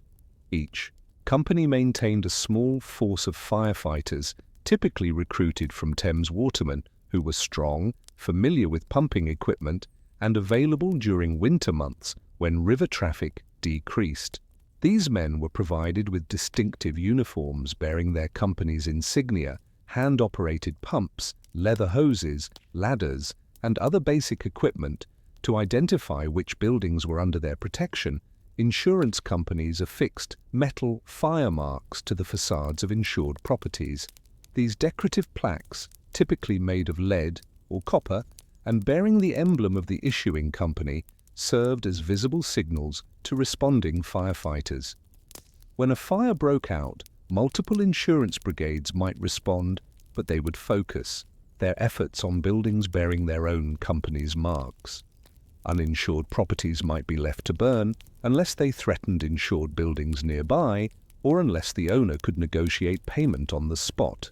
This system, while better than no organized response at all, had obvious limitations. By the early 19th century, London had grown enormously, spreading far beyond its medieval boundaries. The numerous small fire brigades, each protecting only their own customers, could not provide adequate coverage for this expanding metropolis. Fires frequently spread between properties insured by different companies, leading to confusion about responsibility and inefficient deployment of resources. The companies recognized these problems and gradually developed cooperative arrangements, agreeing to assist each other at major fires and later to share the costs of firefighting based on the proportion of properties each insured. Zurich. A pivotal moment came in 1833 when 10 insurance companies combined their separate brigades to form the London Fire Engine Establishment, LFEE. This cooperative arrangement brought together about 80 full-time firefighters and 19 fire stations under unified command, representing a significant step toward modern fire service organization. The companies jointly funded the LFE, with each contributing in proportion to the value of property they insured in London.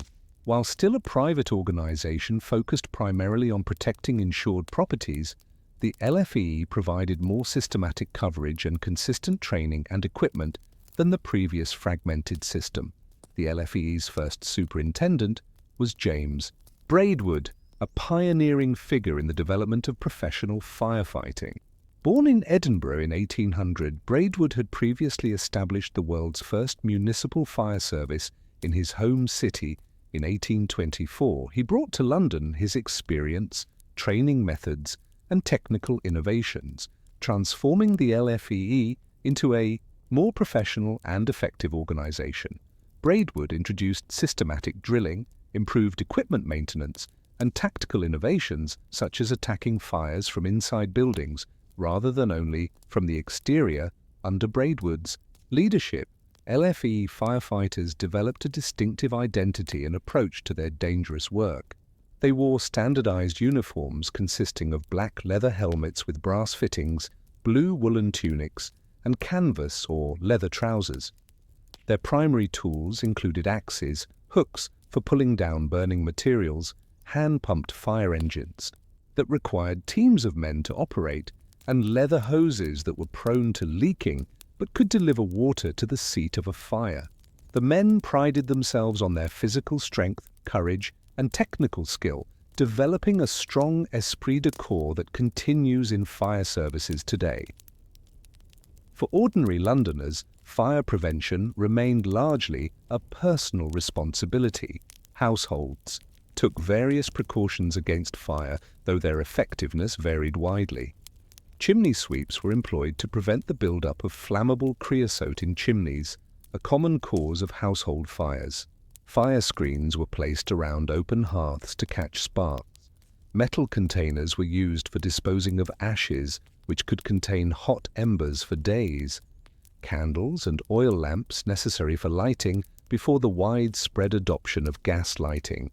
Later in the century, were placed in secure holders and kept away from curtains and other flammable materials. Despite these precautions, fires remained common in Victorian London. The typical timber-framed buildings with their wooden floors, staircases and roof structures provided ample fuel. Interior finishes like wallpaper, painted surfaces, fabric, hangings and upholstered furniture were often highly flammable. Coal fires for heating and cooking burned continuously in many homes during colder months. Gas lighting, which became increasingly common from the 1820s onward, introduced new fire hazards when pipes leaked or fixtures were installed improperly. Household activities like cooking, laundering, and various crafts regularly involved open flames. Queen Victoria's ascension to the throne in 1837 marked the beginning of an era that would see dramatic changes in firefighting technology and organization. Early in this period, the LFE continued to rely on hand-operated pumps that could deliver water at a rate of about 60 to 100 gallons per minute when operated by a full crew of men. These engines were transported to fires by horses or, in congested areas, pulled by the firefighters themselves. Once on scene, the pumps would be connected to the nearest water source, a river, canal, or underground water main accessed via a hydrant.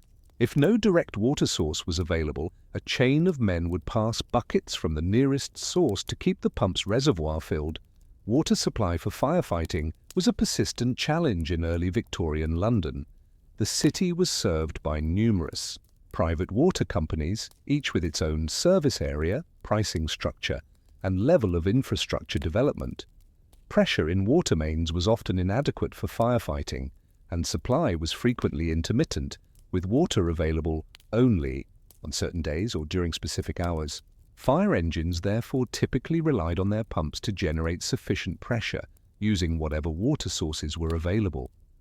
In some cases, breweries and other businesses with their own water supplies would allow firefighters to access them during emergencies.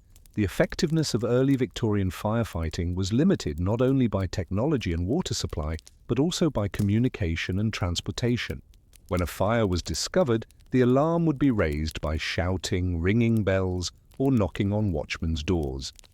There was no dedicated fire alarm system and no telephones to quickly summon help. Once alerted, firefighters had to travel to the scene by horse-drawn apparatus or on foot, navigating narrow, often crowded streets. Response times could vary from minutes to hours depending on the distance, time of day, and road conditions. By the time the LFE arrived, fires had often grown substantially, making control more difficult. Despite these limitations, the LFEE developed innovative tactics for combating fires in the complex urban environment of London. Braidwood emphasized the importance of getting water directly to the seat of a fire rather than simply spraying buildings from outside. His firefighters were trained to enter burning structures when possible, using their knowledge of building construction to predict how fires would spread and where structural weaknesses might develop. They employed hooks and chains to create fire breaks by pulling down walls and roofs to prevent fire spread. When necessary, they would use controlled demolition to create gaps that fires couldn't jump across, a tactic derived from the response to the Great Fire of 1666. The social status of firefighters evolved during this period. Initially drawn largely from the ranks of Thames watermen and similar working-class occupations, LFEE firefighters gradually developed a more professional identity. Their distinctive uniforms, specialized skills, and visible public service role gave them a certain prestige, though their pay remained modest. They lived in or near their fire stations, available for immediate response, and worked long hours, with little time off. The dangerous nature of their work and occasional acts of heroism reported in newspapers further enhanced their public image.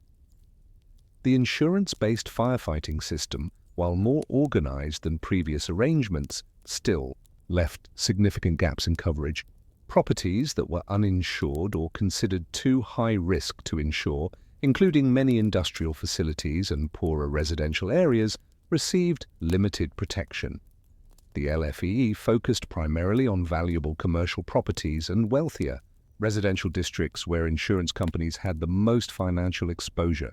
This uneven coverage became increasingly problematic as London continued to grow and industrialize, with new factories, warehouses, and working-class housing developing in areas poorly served by the existing system. Technological advancements gradually improved firefighting capabilities throughout the Victorian era.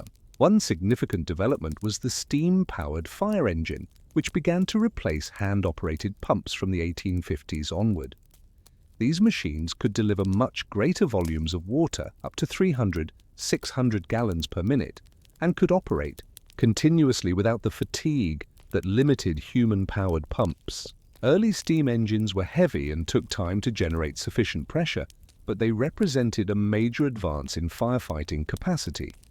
The LFEE acquired its first steam fire engine in 1860, though hand pumps remained in service alongside the newer technology for many years.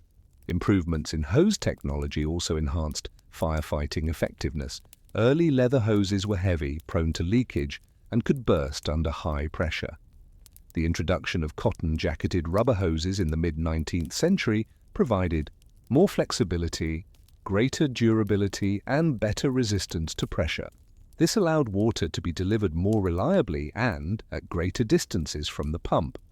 Later, the development of standardized hose couplings facilitated interoperability between different fire brigades and equipment manufacturers, an important step toward system integration. The telegraph and later the telephone revolutionized fire alarm systems. The first fire telegraph system in London was installed in 1850, allowing alarm boxes at various locations to signal directly to fire stations when activated. This dramatically reduced response times by eliminating the need for messengers to run to the nearest station. By the 1870s, telephone systems began to supplement telegraph alarms, providing more detailed information about fire locations and conditions. These communication improvements meant that fires could be reported and responded to more quickly, often before they grew to major proportions. Throughout this period of technological advancement, major fires continued to highlight the limitations of the insurance-based firefighting system. The Royal Exchange Fire of 1838 destroyed one of London's most important commercial buildings, despite the efforts of multiple insurance brigades. The Covent Garden Theatre Fire of 1856 and the Surrey Theatre Fire of 1865 demonstrated the vulnerability of public assembly venues with their large interior spaces, abundant fuel, and limited exits. Each major incident prompted reviews and incremental improvements in firefighting tactics and building regulations, but comprehensive reform remained elusive insurance. The LFE's focus on protecting insured properties rather than saving lives occasionally generated public criticism, particularly after fires with civilian casualties. While Braidwood and his men certainly attempted rescue operations when possible, their primary mission, as defined by their insurance company sponsors, was property protection. This tension between property focus and broader public safety concerns grew as the Victorian era progressed and expectations for government services expanded.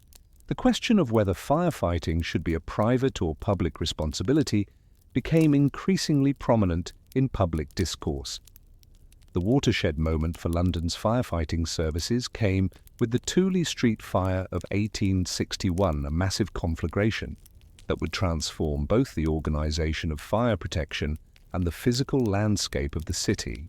This devastating fire began on the afternoon of June 22nd in Cotton's Wharf near London Bridge, a riverside warehouse district packed with highly combustible goods, including jute, hemp, tea, rice, and other colonial imports. The fire spread rapidly through adjacent warehouses, creating a conflagration of unprecedented scale. James Braidwood personally commanded the LFE response to the Tooley Street fire, bringing all available resources to bear. As the fire intensified, Braidwood positioned himself near a wall to direct operations, unaware that the heat had compromised its structural integrity. When the wall collapsed, Braidwood was crushed beneath it, becoming one of the first casualties of the blaze. His death represented not only a personal tragedy, but the loss of Britain's most experienced and innovative fire service leader. Despite the efforts of the LFE and other responding agencies, the Tooley Street fire burned for 2 days, destroying property valued at approximately $2 million, equivalent to over $250 million today. The insurance companies faced enormous losses that strained their resources and prompted a re-evaluation of their approach to fire protection. The scale of the disaster made it clear that even the combined resources of the insurance brigades were insufficient to protect London adequately, particularly as the city continued to grow and develop more complex industrial and commercial facilities. The Tooley Street fire catalyzed a movement toward public control of firefighting services. The insurance companies, facing escalating costs and recognizing the limitations of their private brigades, began advocating for government to assume responsibility for fire protection. After several years of debate and proposal development, Parliament passed the Metropolitan Fire Brigade Act in 1865, establishing a publicly funded and managed fire service for London. The Metropolitan Board of Works, which already oversaw London's sewers and other infrastructure, was given responsibility for this new brigade. The Metropolitan Fire Brigade, MFB, began operations on January 1, 1866, absorbing the personnel, equipment, and stations of the London Fire Engine establishment. The insurance companies contributed to its funding through a tax on fire insurance policies, but control now rested with public authorities. Eyre Massey Shaw, a former officer in the Belfast Fire Brigade, was appointed as the first chief officer of the MFB. Under his leadership, the brigade would expand significantly, modernize its equipment, and develop many of the practices and traditions that continue in fire services today. This transition from private to public firefighting marked a significant milestone in the evolution of urban services. It reflected changing expectations about the role of government in ensuring public safety and recognized fire protection as a public good rather than merely a private interest of property owners and insurers. Similar transitions would occur in cities around the world in the late 19th and early 20th centuries, establishing the model of public fire services that prevails today. As the Victorian era continued, how did the newly public Metropolitan Fire Brigade develop?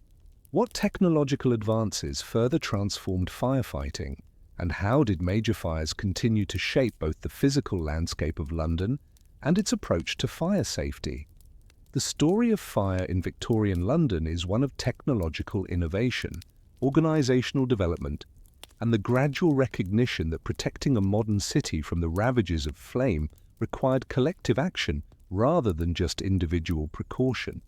The afternoon of June 22, 1861 began like any other summer Saturday in the bustling warehouse district along the south bank of the Thames.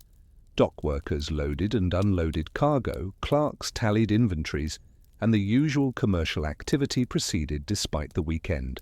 None could imagine that before the day ended, this area would become the scene of what contemporary observers called the greatest fire since 1666, a conflagration that would claim the life of Britain's foremost firefighter, cause unprecedented property damage, and ultimately transform London's approach to fire protection. The Tooley Street fire represents a pivotal moment in the evolution of firefighting in Victorian London, setting in motion changes that would reshape both the physical city and its institutions.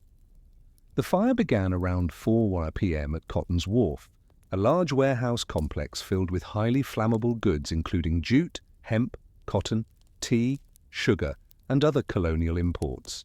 The exact cause was never definitively established, though spontaneous combustion in stored materials or careless smoking were suspected. What is clear is that the fire found ideal conditions to spread rapidly. The warehouses were constructed primarily of brick walls with timber interior framing, floors, and roof structures. They contained densely packed, highly combustible goods arranged in ways that facilitated air circulation and thus combustion. The buildings lacked firewalls, sprinkler systems, or other modern fire protection features. Within minutes of the alarm being raised, the London Fire Engine Establishment responded under the personal command of Superintendent James Braidwood.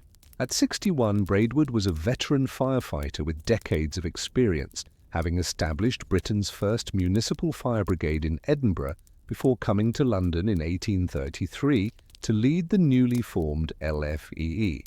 He immediately recognised the seriousness of the situation and called for all available resources. Fire engines from throughout London converged on Tooley Street, but they faced a formidable challenge. The intensity of the blaze, the vast quantity of fuel, and difficulties accessing adequate water supply all hampered firefighting efforts. As the fire spread to adjacent warehouses, Braidwood positioned himself near the junction of Tooley Street and Cotton's Wharf to direct operations. At approximately 6 p.m., a warehouse wall weakened by the intense heat suddenly collapsed, burying Braidwood under tons of debris. Despite immediate rescue attempts by his men, he was killed instantly.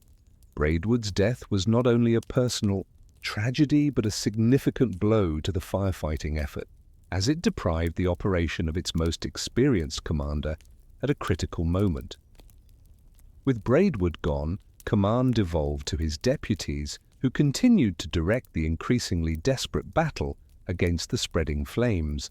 By nightfall, the fire had engulfed multiple warehouses and was creating a spectacle visible across London.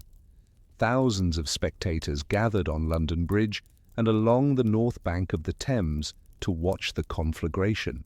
The scene was apocalyptic, a wall of flame illuminating the night sky, creating its own weather patterns as hot air rose in massive columns and generating deafening roars as structures collapsed and combustible materials exploded. The Thames itself seemed to catch fire as burning liquids, primarily oils and spirits from ruptured storage containers, flowed across the water's surface. Contemporary accounts describe the river as appearing almost turned to blood from the reflection of the flames. This extraordinary sight added to the apocalyptic atmosphere and complicated firefighting efforts from floating engines on the river. The heat was so intense that it warped iron shutters, melted lead from roofs, and caused bricks to explode. Firefighters could only approach the heart of the blaze with frequently rotated crews, and even then only for brief periods. British art, studies. The fire continued to spread throughout the night despite the best efforts of the LFE and other responding agencies. By morning, it had consumed most of the warehouses between London Bridge and Hayes Wharf, an area storing goods valued at millions of pounds. The firefighting operation was the largest ever mounted in London, eventually involving every available fire engine, not only from the LFEE but from private brigades, government facilities, and even some brought by train from other cities. At its peak, over 30 engines were engaged in the battle, with hundreds of men working the pumps, manning hoses, and attempting to create fire breaks. Despite these efforts, the fire burned for 2 days and pockets continued to smoulder for weeks afterward. The final toll was staggering, approximately $2 million in property damage, equivalent to over $250 million today. The destruction of numerous warehouses containing over 35,000 tons of goods and the death of Braidwood and possibly other unidentified individuals. The insurance companies faced unprecedented claims that strained their resources and prompted a re-evaluation of their approach to fire protection. The aftermath of the Tooley Street fire had profound implications for London's fire services. The insurance companies, facing massive losses from this and other large fires, began advocating for government to assume responsibility for fire protection.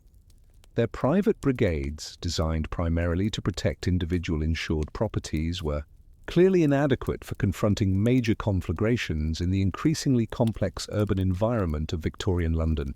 Public officials also recognized the need for change, particularly as the city continued to expand and develop more industrial and commercial facilities. The funeral of James Braidwood became a major public event, attended by thousands of Londoners, and covered extensively in the press. He was buried with full honours at Abney Park Cemetery, his death having transformed him from a respected professional into a public hero. The widespread mourning for Braidwood reflected growing public recognition of the importance of firefighting as a public service and the sacrifices made by those who performed it. This shift in perception would contribute to the movement for a publicly funded and managed fire brigade. After several years of debate and proposal development, Parliament passed the Metropolitan Fire Brigade Act in 1865, establishing a publicly funded and managed fire service for London. The Act placed responsibility for the new brigade with the Metropolitan Board of Works, which already oversaw London's sewers and other infrastructure. The insurance companies would contribute to its funding through a tax on fire insurance policies, but control would rest with public authorities. This transition from private to public firefighting marked a significant milestone in the evolution of urban services, reflecting changing expectations about the role of government in ensuring public safety. Doug Rose. The Metropolitan Fire Brigade, MFB, began operations on January 1, 1866, absorbing the personnel, equipment, and stations of the London Fire Engine establishment. Captain Eyre Massey Shaw, an Irishman who had previously commanded the Belfast Fire Brigade, was appointed as the first chief officer of the MFB. Shaw would lead the brigade for 25 years, overseeing its expansion and modernization. Under his leadership, the number of fire stations increased from 19 to 55, and personnel grew from approximately 200 to nearly 800. The Tooley Street fire was not the only major conflagration to shape Victorian London's development. Another pivotal event had occurred decades earlier, on the night of October 16, 1834, when fire devastated the Palace of Westminster, the home of the British Parliament. The blaze began when workers burning obsolete wooden tally sticks in the basement furnaces of the House of Lords inadvertently overheated the flues, igniting the wooden panelling in the chamber above. Despite the efforts of various fire brigades, including those from several insurance companies, most of the medieval palace was destroyed. The Westminster fire prompted one of the most significant architectural projects of the Victorian era, the rebuilding of the Houses of Parliament. A competition for the new design was won by architect Charles Barry, working with Augustus Pugin, who proposed a magnificent Gothic revival structure incorporating the surviving Westminster Hall. Construction began in 1840 and continued for decades, with various sections completed and occupied progressively. The new palace included numerous fire safety features absent from its predecessor, including non-combustible materials for many structural elements, improved compartmentalization, and better access for firefighting. Beyond its architectural significance, the Westminster fire highlighted the limitations of London's fragmented firefighting system. Multiple insurance brigades responded, but coordination was poor, and there was confusion about authority and responsibility. The brigades focused primarily on the sections of the building they could save rather than adopting a comprehensive strategy. This uncoordinated response reinforced growing concerns about the adequacy of private firefighting arrangements for protecting major public buildings and contributed to the gradual movement toward a unified public fire service, the Royal Exchange. Fire of 1838 provided another stark demonstration of the vulnerability of London's important buildings. On the night of January 10th, fire broke out in the northern portion of this vital commercial centre, where merchants, insurers, and bankers conducted business daily. Despite the response of multiple insurance brigades, including the Sun Fire Office's brigade, which was particularly active at the scene, the fire spread rapidly through the building's wooden interior. By morning, only the exterior stone walls and portico remained. As with the Palace of Westminster, the destruction of the Royal Exchange led to an architectural reimagining, with a new building designed by William Tite incorporating improved fire resistance features. The Crystal Palace fire of 1936, while occurring well after the Victorian era, represented the destruction of one of the most iconic structures from the period. Originally built in Hyde Park for the Great Exhibition of 1851, the vast glass and iron building had been relocated to Sydenham Hill in South London in 1854. On the evening of November 30, 1936, fire broke out in the building's office section and spread with astonishing speed through the vast exhibition spaces. Despite the response of 89 fire engines and over 400 firefighters from the London Fire Brigade, the MFB's successor, the Crystal Palace was completely destroyed within hours. The fire was visible across London and marked the end of a structure that had embodied Victorian technological optimism and imperial pride. These spectacular conflagrations captured public attention and prompted specific reforms, but everyday fires in residential and commercial buildings claimed far more lives. Cumulatively, Victorian London's housing stock, particularly in working-class areas, was often poorly constructed, overcrowded, and lacking in basic fire safety features. Multiple families might share a single dwelling with only one staircase for escape. Open flames for cooking, heating, and lighting were ubiquitous. Building regulations existed but were inconsistently enforced, and landlords often sacrificed safety for economy. In these conditions, even small fires could spread rapidly and trap occupants before help arrived. The Metropolitan Fire Brigade, established under Captain Shaw, made significant progress in addressing these challenges. Shaw expanded the brigade's focus beyond merely fighting fires to include prevention, inspection, and public education. He instituted regular inspections of theatres, factories, and other high-risk occupancies, identifying hazards before they could cause fires. The brigade began publishing guidance for property owners and occupants on fire prevention measures. Shaw also advocated for improved building regulations, particularly regarding means of escape, compartmentalization, and the use of fire-resistant materials. Technological advancements continued to enhance firefighting capabilities throughout the later Victorian period. Steam-powered fire engines became standard equipment, capable of delivering far more water than their hand-pumped predecessors. Horse-drawn escape ladders for rescue operations were strategically positioned throughout the city, allowing for rapid deployment. Telegraph and later telephone systems connected fire stations to alarm boxes placed at street corners, reducing response times. Specialized equipment for different types of fires and rescue situations expanded the brigade's capabilities. By the end of the Victorian era, the MFB was one of the world's most advanced fire services. Though significant challenges remained, Captain Shaw himself became something of a public figure, known for his military bearing, organizational skills, and advocacy for fire safety. He wrote extensively on firefighting techniques and fire prevention, contributing to the professionalization of the field. Shaw's leadership style emphasized discipline, physical fitness, and technical competence. He instituted a rigorous training program for recruits and continuing education for experienced firefighters. Under his guidance, London's firefighters developed a strong professional identity and esprit de corps that enhanced their effectiveness and public standing. The MFB's operations were supported by ongoing improvements in London's water supply infrastructure. Following the completion of Joseph Bazalgette's sewer system in the 1860s, attention turned to enhancing the water distribution network. New reservoirs, pumping stations, and mains increased both the quantity and pressure of water available for firefighting. Standardized hydrants were installed throughout the city, providing more reliable access points.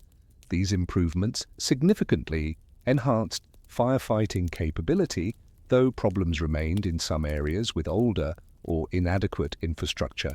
Fire insurance remained an important aspect of Victorian life and business, evolving alongside firefighting services. With the establishment of the MFB, insurance companies shifted their focus from maintaining their own brigades to other aspects of risk management. They developed more sophisticated methods for assessing fire risks, setting premiums accordingly, and encouraging policyholders to implement preventive measures. Some companies offered reduced rates for buildings with specific fire safety features or those located near fire stations. The distinctive fire marks, no longer needed to guide brigade responses, gradually became decorative rather than functional. Though many remained on buildings as historical artifacts, building regulations also evolved in response to major fires and growing understanding of fire dynamics. The Metropolitan Building Act of 1844, passed in the wake of the Palace of Westminster fire, established improved standards for construction in London, including requirements for party walls between properties to limit fire spread. Subsequent amendments and new legislation addressed specific hazards identified in fire investigations. By the late Victorian period, regulations covered aspects such as means of escape, compartmentalization, fire-resistant materials, and access for firefighting. Enforcement remained a challenge, however, particularly in older buildings and poorer areas. Theatres and other public assembly venues received particular regulatory attention following a series of deadly fires. The most significant of these, though not in London itself, was the 1887 Exeter Theatre Royal Fire, which killed approximately 186 people. This disaster prompted new regulations requiring theatres to have fireproof curtains, adequate exits, emergency lighting, and regular inspections. London's theatres underwent significant modifications to comply with these enhanced safety standards, though some older venues struggled to adapt their constrained historical structures. The MFB stationed firefighters at theatres during performances, both to respond immediately to any incident and to ensure compliance with safety measures. Industrial premises presented distinct firefighting challenges. Factories, warehouses, and workshops often contained machinery, chemicals, and raw materials that could create unusual fire conditions or toxic hazards. Many were located in densely built areas where fire could spread rapidly to adjacent properties. The MFB developed specialized tactics and equipment for these occupancies, including chemical extinguishers for specific types of fires and breathing apparatus for operating in smoke-filled environments. Some larger industrial concerns maintained their own firefighting capabilities to supplement the public brigade, particularly in facilities outside the MFB's coverage area or with unique hazards requiring specialized knowledge. The River Thames, which had once facilitated the spread of the Great Fire of 1666, became an important firefighting resource in Victorian London. The MFB operated several fireboats equipped with powerful pumps that could draw water directly from the river to fight fires along the waterfront. These vessels proved particularly valuable for warehouse fires like Tooley Street, where land-based engines often struggled with water supply and access. The fireboats could also assist land crews by pumping river water to them through hose lines, effectively creating floating hydrants that supplemented the fixed water infrastructure. Despite these advances, fire remained a significant hazard in Victorian London. Newspaper accounts of the period regularly reported on fires large and small, from devastating warehouse conflagrations to tragic house fires that claimed entire families. The continued use of open flames for lighting, heating, and cooking, the prevalence of flammable building materials and furnishings, and the density of urban development all contributed to the persistent fire risk. Smoke alarms, sprinkler systems, and other automatic fire protection technologies that modern buildings take for granted were either non-existent or in their earliest developmental stages. The social dimensions of fire risk reflected broader inequalities in Victorian society. Wealthy Londoners lived in better constructed homes with more space between buildings, reducing both the likelihood of fire starting and the risk of it spreading. They could afford newer, safer heating and lighting technologies as these became available. Their neighbourhoods were typically better served by the MFB, with stations strategically located to protect high-value properties. Working-class Londoners, by contrast, often lived in overcrowded, poorly maintained buildings with minimal fire safety features and less adequate fire service coverage. By the end of the Victorian era, in 1901, London's approach to fire protection had been transformed. The amateur, fragmented response of the early 19th century had evolved into a professional, unified service equipped with advanced technology and guided by scientific understanding of fire behavior. Building regulations, water infrastructure, and public awareness had all improved significantly. The transition from private, insurance-based firefighting to a public service reflected broader shifts in expectations about government's role in ensuring public safety. While fire remained a serious hazard, the foundations had been laid for the modern fire safety systems that would continue to develop throughout the 20th century. As the Victorian era drew to a close, Captain Shaw retired from the MFB in 1891. After 25 years of leadership, he was succeeded by James Sexton Simmons, who continued the brigade's modernisation. The Metropolitan Fire Brigade itself would undergo further organisational changes in the early 20th century, becoming the London Fire Brigade under the control of the London County Council in 1904.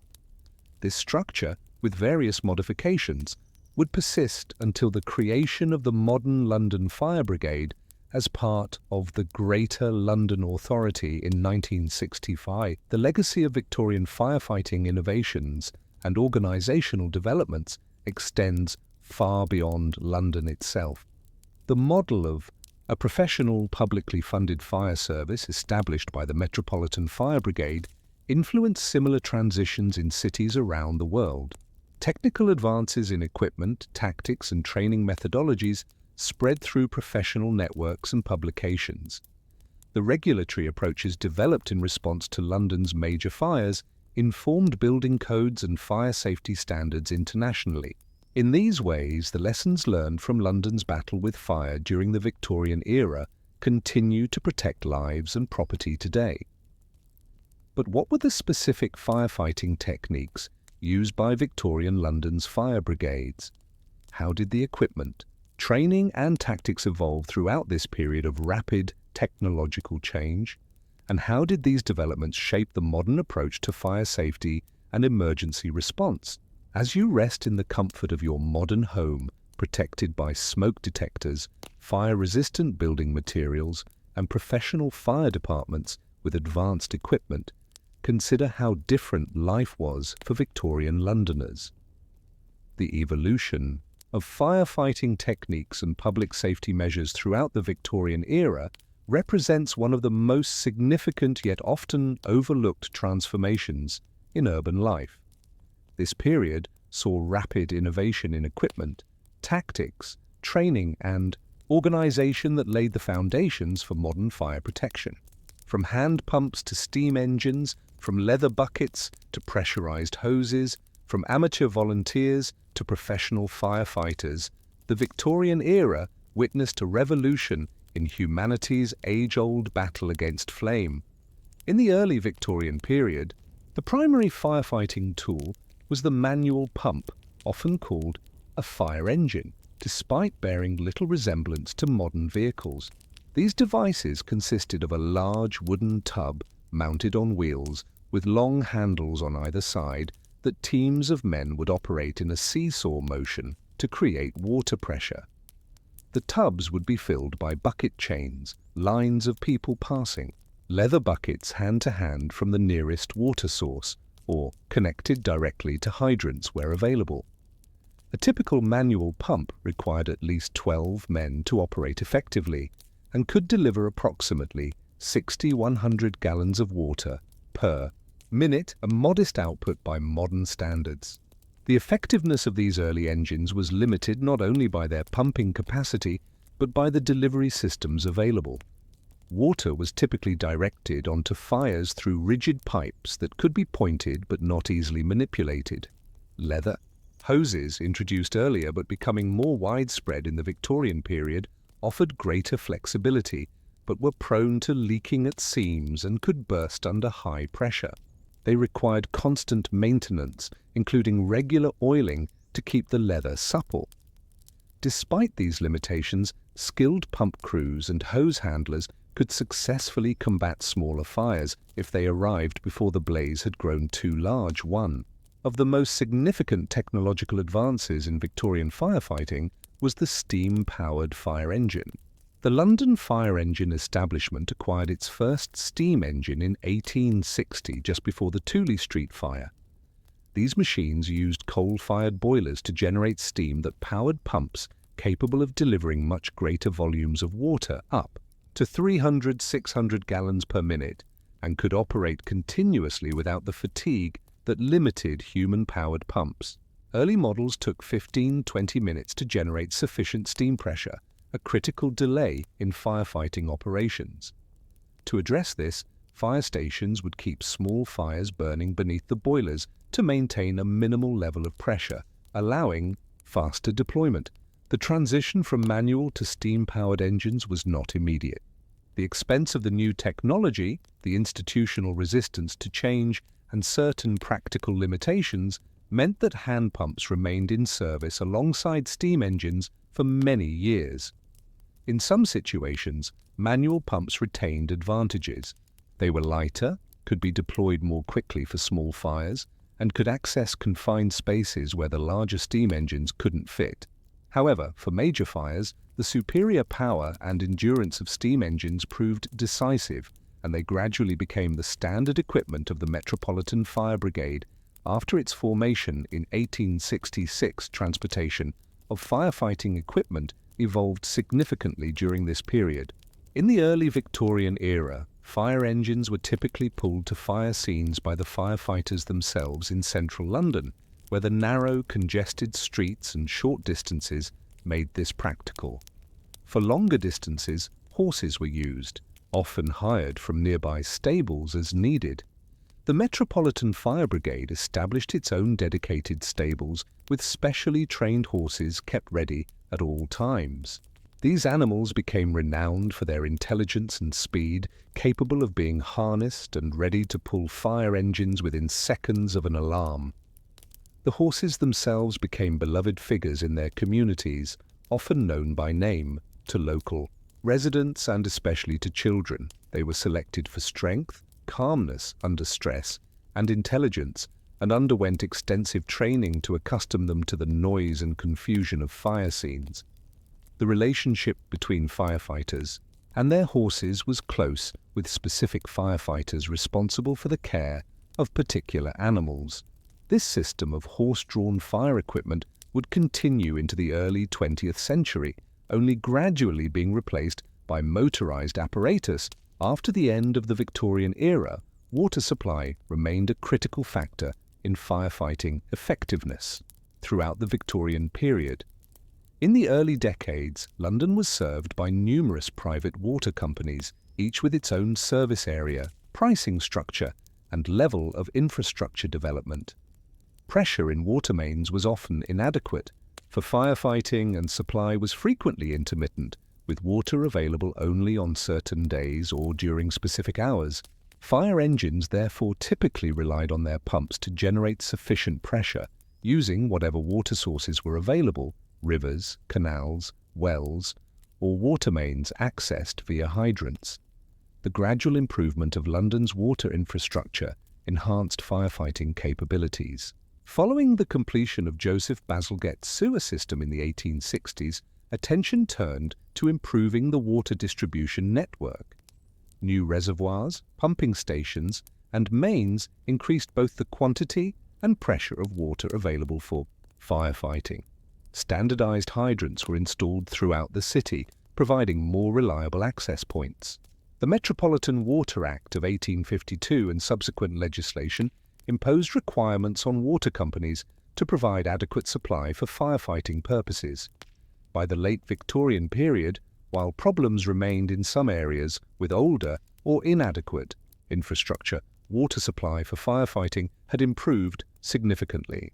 Rescue equipment and techniques also evolved during this period. The earliest escape ladders were simple wooden structures that had to be manually propped against buildings. The introduction of wheeled escape ladders in the 1830s represented a significant advancement. These consisted of a main ladder with extension sections that could reach upper floors, mounted on a two-wheeled carriage for rapid deployment. The Metropolitan Fire Brigade positioned these escape ladders at strategic locations throughout London, separate from fire stations, to reduce response times for rescues. Dedicated escape men were stationed with these ladders, ready to respond immediately to fire calls without waiting for engines to arrive. As buildings grew taller in the later Victorian period, longer ladders became necessary. Various designs were developed, including extension ladders that could reach 4 or 5 stories. The limitations of these early ladder designs led to the development of alternative rescue techniques. Firefighters became skilled at improvisational rescues using whatever means were available, climbing drain pipes, moving across rooftops, or creating makeshift bridges between buildings. They also employed canvas chutes and jumping sheets held by multiple firefighters to catch people who had to jump from windows when other escape routes were cut off. Fire detection and alarm systems improved dramatically during the Victorian era. In the early decades, fires were typically discovered by chance observation, and alarms raised by shouting, ringing bells, or knocking on watchmen's doors. The first fire telegraph system in London was installed in 1850, allowing alarm boxes at various locations to signal directly to fire stations when activated. This dramatically reduced response times by eliminating the need for messengers to run to the nearest station. By the 1870s, telephone systems began to supplement telegraph alarms, providing more detailed information about fire locations and conditions. Personal protective equipment for firefighters evolved significantly during this period. In the early Victorian era, firefighters had minimal protection, typically a leather helmet to shield from falling debris and heavy woolen clothing that provided limited thermal protection. By the 1860s, the Metropolitan Fire Brigade had standardized their uniform: brass helmets with leather crests, dark blue woolen tunics, and canvas or leather trousers. However, these offered little protection from heat, smoke, or toxic gases. Respiratory protection was virtually non-existent. Firefighters would sometimes wrap wet cloths around their faces when entering smoke-filled buildings, but this provided only minimal filtering of particulates and no protection from carbon monoxide or other toxic gases. National Archives. Firefighting tactics and strategies underwent significant development under leaders like James Braidwood and Captain Shaw. Early Victorian firefighting often involved external attacks, directing water onto building exteriors from a distance. Braidwood pioneered more aggressive interior attacks, training his men to enter burning buildings when possible to apply water directly to the seat of the fire. He emphasized the importance of understanding building construction to predict how fires would spread and where structural weaknesses might develop. This approach, while more dangerous for firefighters, proved more effective at controlling fires before they consumed entire structures. The creation of fire breaks, gaps that fires couldn't jump across, remained an important tactic, particularly for large conflagrations. Firefighters would use hooks and chains to pull down walls and roofs of buildings in the path of advancing fires. In extreme cases, controlled demolition using gunpowder or other explosives might be employed to create wider gaps. This approach derived from the response to the Great Fire of 1666 and continued to be used when necessary throughout the Victorian period, though improvements in water delivery systems made it less frequently required. Training for firefighters became increasingly formalized and comprehensive. Under the London Fire Engine Establishment and later the Metropolitan Fire Brigade, recruits underwent systematic drilling in equipment operation, ladder work, rescue techniques, and building construction. Physical fitness was emphasized with regular exercises to build strength and endurance. Captain Shaw, drawing on his military background, instituted a disciplined quasi-military organizational structure with clear chains of command and specific roles and responsibilities. This professionalization helped transform firefighting from a largely amateur activity to a respected profession with specialized knowledge and skills. Fire stations themselves evolved to support the increasingly sophisticated operations. Early Victorian fire stations were often converted from existing buildings and varied widely in design and facilities. As the Metropolitan Fire Brigade expanded, purpose-built stations were constructed throughout London. These typically included apparatus bays for the engines, stables for horses, accommodations for the firefighters who lived on site to ensure rapid response, facilities for equipment, maintenance and training areas. Watch rooms contained the telegraph or telephone equipment for receiving alarms. Some larger stations included hose towers, tall, narrow structures where hoses could be hung vertically to dry after use, preventing rot and ensuring readiness. For the next call, the science of fire behavior became better understood during the Victorian era, informing both firefighting tactics and prevention measures. Researchers investigated the chemistry of combustion, the dynamics of heat transfer, and the behavior of various building materials under fire conditions. This growing knowledge influenced the design of equipment, the development of tactics, and the formulation of building regulations. By the late Victorian period, firefighting was becoming less reliant on tradition and experience alone, gradually incorporating scientific principles and empirical testing. Building regulations evolved significantly in response to major fires and growing understanding of fire dynamics. The Metropolitan Building Act of 1844, passed in the wake of the Palace of Westminster fire, established improved standards for construction in London, including requirements for party walls between properties to limit fire spread. Subsequent amendments and new legislation addressed specific hazards identified in fire investigations. By the late Victorian period, regulations covered aspects such as means of escape, compartmentalization, fire-resistant materials, and access for firefighting. Enforcement remained a challenge, however, particularly in older buildings and poorer areas. Public education became an important component of fire safety efforts. The Metropolitan Fire Brigade published guidance for property owners and occupants on fire prevention measures. Newspaper articles and public lectures addressed common fire hazards and proper responses to fire emergencies. Schools began to include basic fire safety information in their curricula. These educational efforts aimed to reduce the incidence of fires by addressing their common causes: careless handling of open flames, improper disposal of ashes, dangerous storage of combustible materials, and similar preventable mistakes. The insurance industry remained deeply involved in fire safety. Even after relinquishing direct responsibility for firefighting, insurance companies developed more sophisticated methods for assessing fire risks, setting premiums accordingly, and encouraging policyholders to implement preventive measures. They employed surveyors to inspect properties before issuing policies, identifying hazards and requiring corrections. Some companies offered reduced rates for buildings with specific fire safety features or those located near fire stations.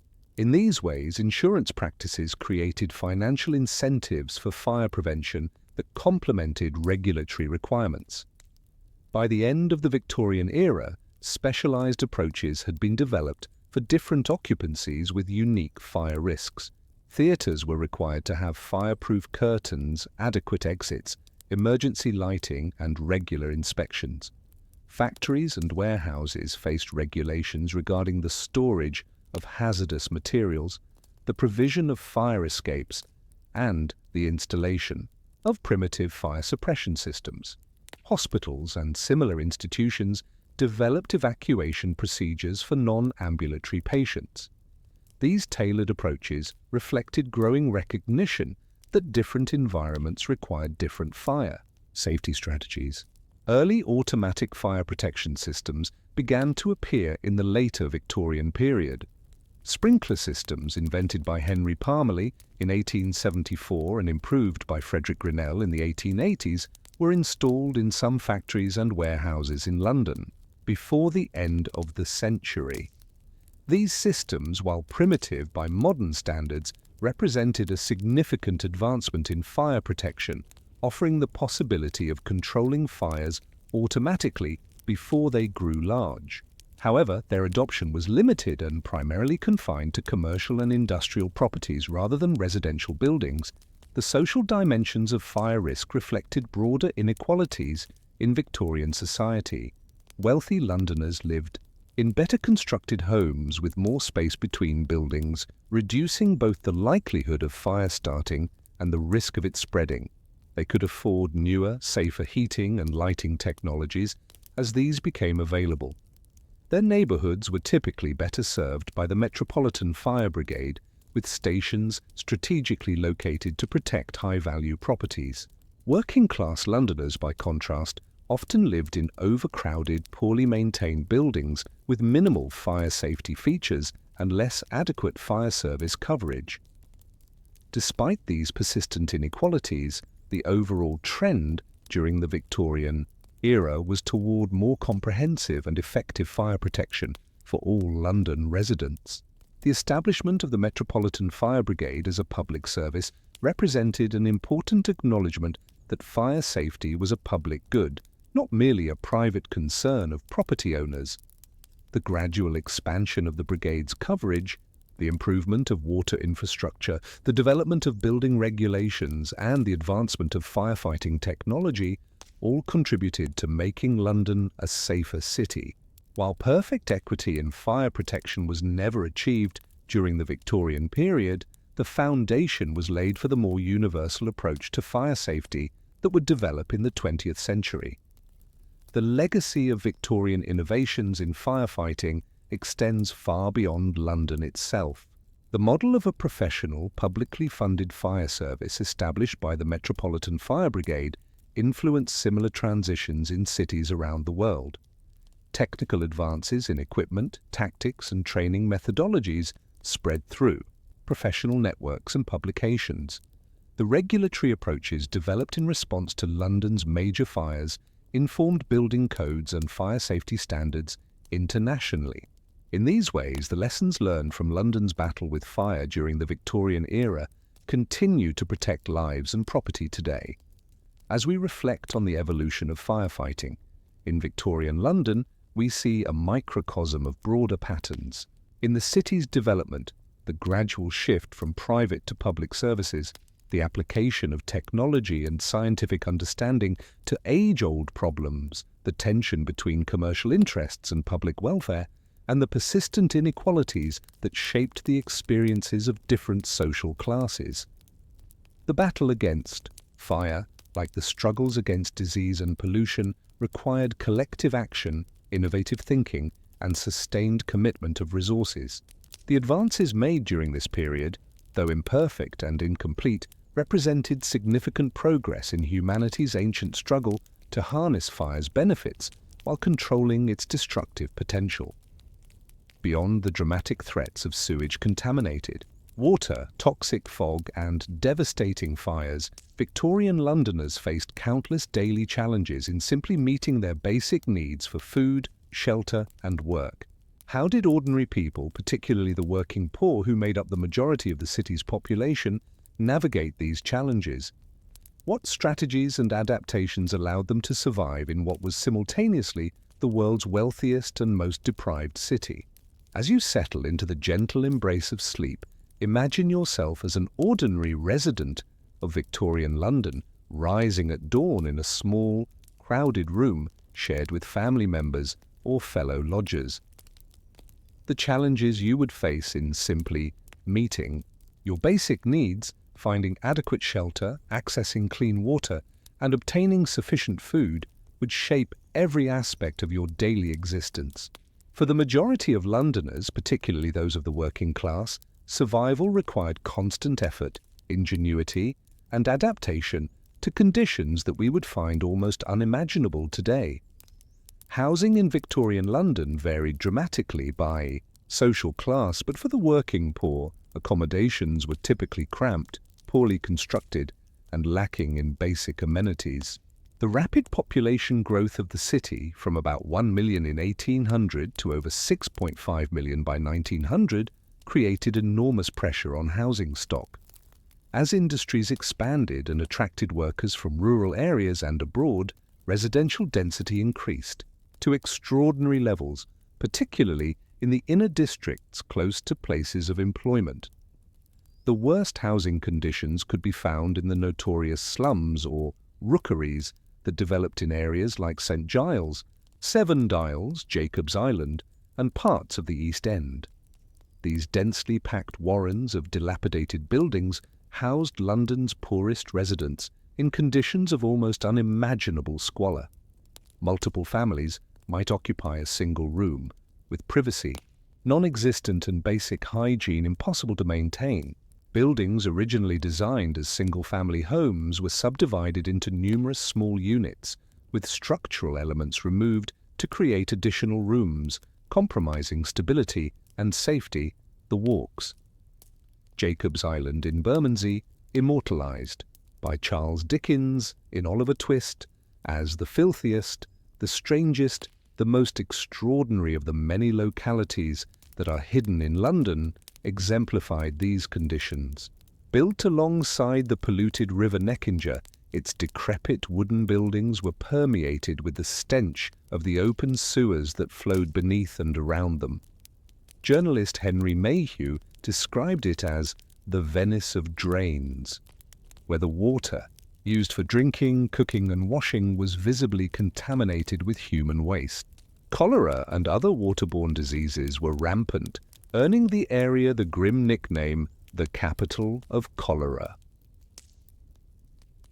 The St Giles Rookery near present-day Tottenham Court Road represented another notorious slum. Its narrow courts and alleys were lined with decrepit, leaning buildings where thousands of London's poorest residents existed in conditions of extreme deprivation. Historian Peter Ackroyd described it as embodying the worst living conditions in all of London's history. This was the lowest point which human beings could reach. The area attracted particular concern from social reformers and was among the first targeted for slum clearance in the mid-Victorian period for those who could not afford even the cheapest regular accommodations. Lodging or doss houses offered nightly shelter at minimal cost. These establishments provided basic sleeping arrangements, sometimes just a space on a bench or floor, with many people crowded into a single room. The worst doss houses were notorious for vermin infestations, theft, and violence. Some operated on the penny sit-up model, where for a penny a person could sit on a bench all night but not lie down.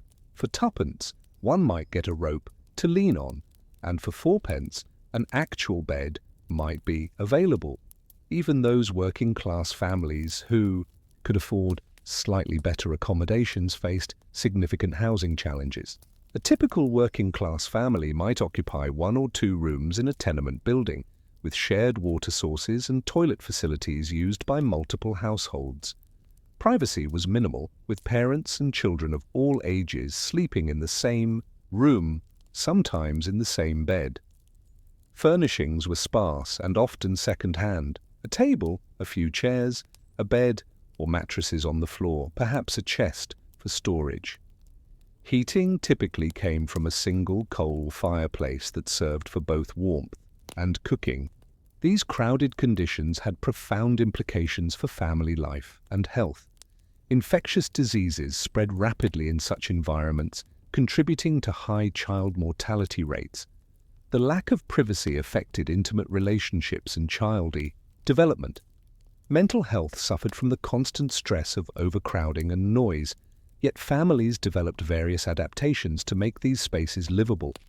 Furniture might be designed to serve multiple purposes or be moved throughout the day to create different functional areas. Curtains or sheets might be hung to create temporary divisions within rooms. Children would be sent to play in streets or yards when weather permitted to reduce indoor congestion. Water access was a fundamental challenge in working-class districts. In the early Victorian period, many households relied on public pumps, or wells, often located at considerable distances from their homes.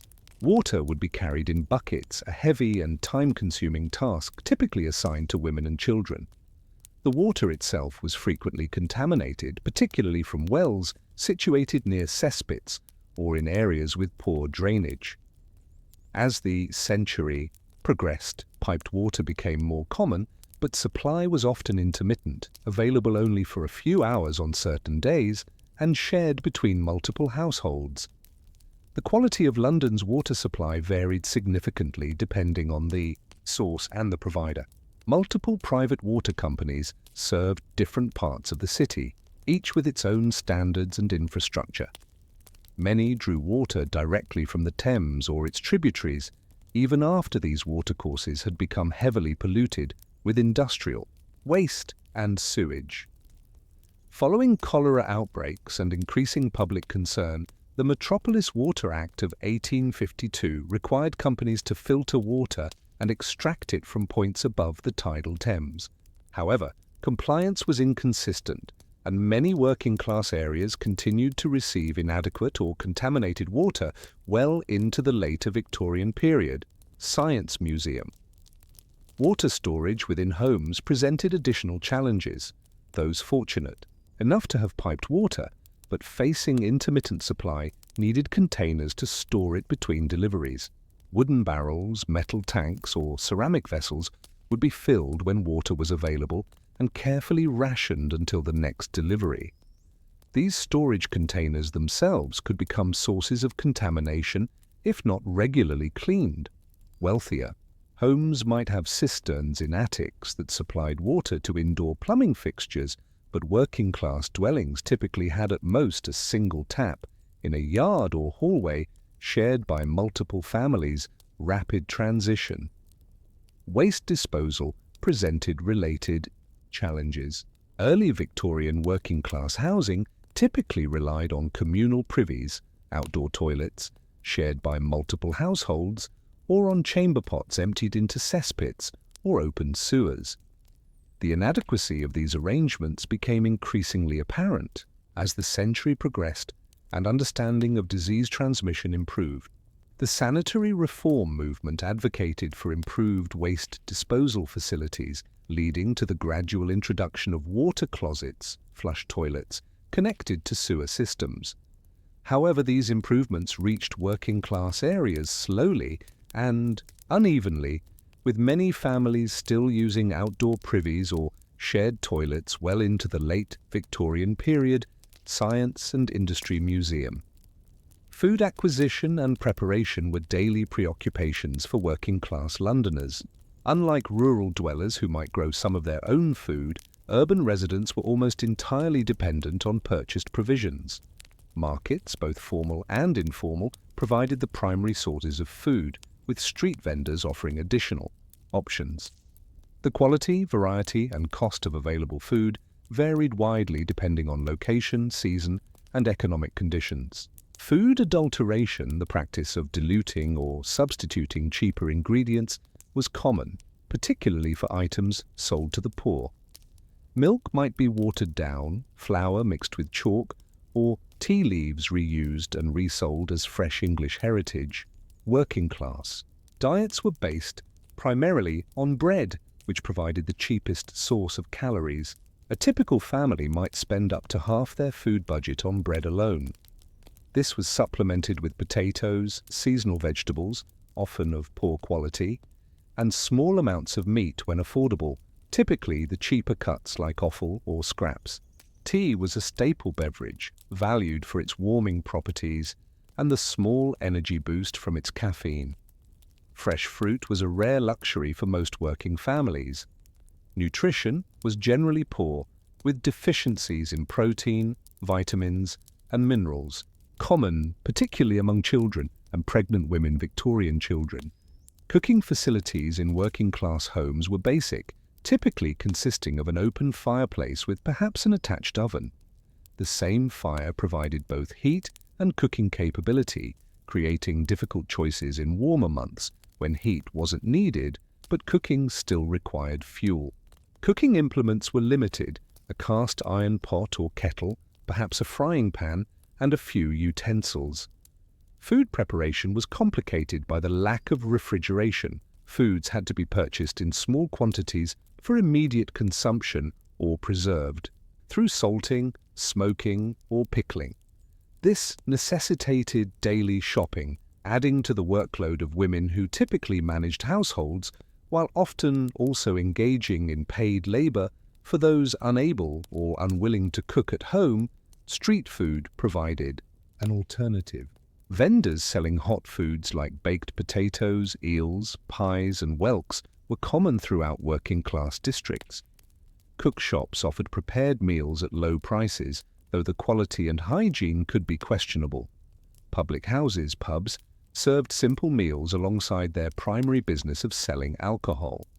These options were particularly important for single people living in lodgings without cooking facilities, and for workers needing midday meals away from home. The challenges of obtaining and preparing food led to the development of various survival strategies. Families would pool resources, with multiple wage earners contributing to household expenses. Shopping would be done late in the day, when market vendors might reduce prices on perishable items that would otherwise go unsold. Relationships with shopkeepers were cultivated to secure credit during difficult times, or access to better quality items at lower prices. Food preparation focused on stretching limited ingredients to feed as many mouths as possible. Watery soups, stews with more vegetables than meat, bread soaked in drippings to add calories, and flavor. Economic fluctuations affected food security dramatically. During economic downturns or periods of high unemployment, many working-class families faced genuine hunger. Charitable organizations like soup kitchens provided emergency assistance, but their resources were limited relative to the need. Some families resorted to pawning possessions to purchase food, creating cycles of debt that were difficult to escape. The poorest might turn to begging or scavenging discarded food from markets or wealthy households' garbage. These desperate measures reflect the precarity of life for many Victorian Londoners, living constantly on the edge of destitution. The workhouse represented the final safety net for those unable to secure adequate food and shelter through other means. These institutions, established under the Poor Law Amendment Act of 1834, provided basic sustenance and accommodation in exchange for labor. Conditions were deliberately harsh to discourage all but the truly desperate from seeking assistance. Families would be separated, with men, women, and children housed in different sections. The food was minimally adequate, mainly gruel, bread, and cheese, with small amounts of meat occasionally provided. The stigma attached to going on the parish, receiving poor relief, was profound, and many would endure considerable hardship before resorting to the workhouse. Despite these harsh realities, working-class communities developed strong networks of mutual support. Neighbors would watch each other's children share cooking facilities, loan small sums in emergencies, and provide emotional support during crises.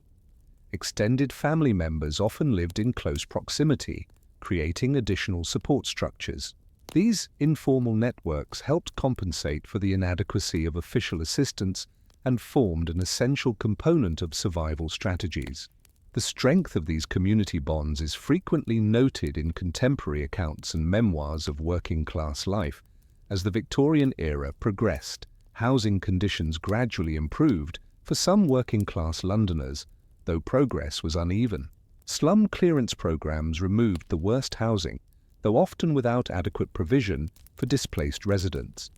New model dwellings constructed by philanthropic organisations like the Peabody Trust provided improved accommodations with better sanitation and structural standards, though rents were typically beyond the reach of the poorest families.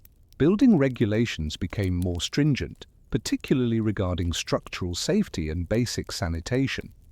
By the late Victorian period, some working-class families could access housing with private toilets, piped water, and adequate ventilation.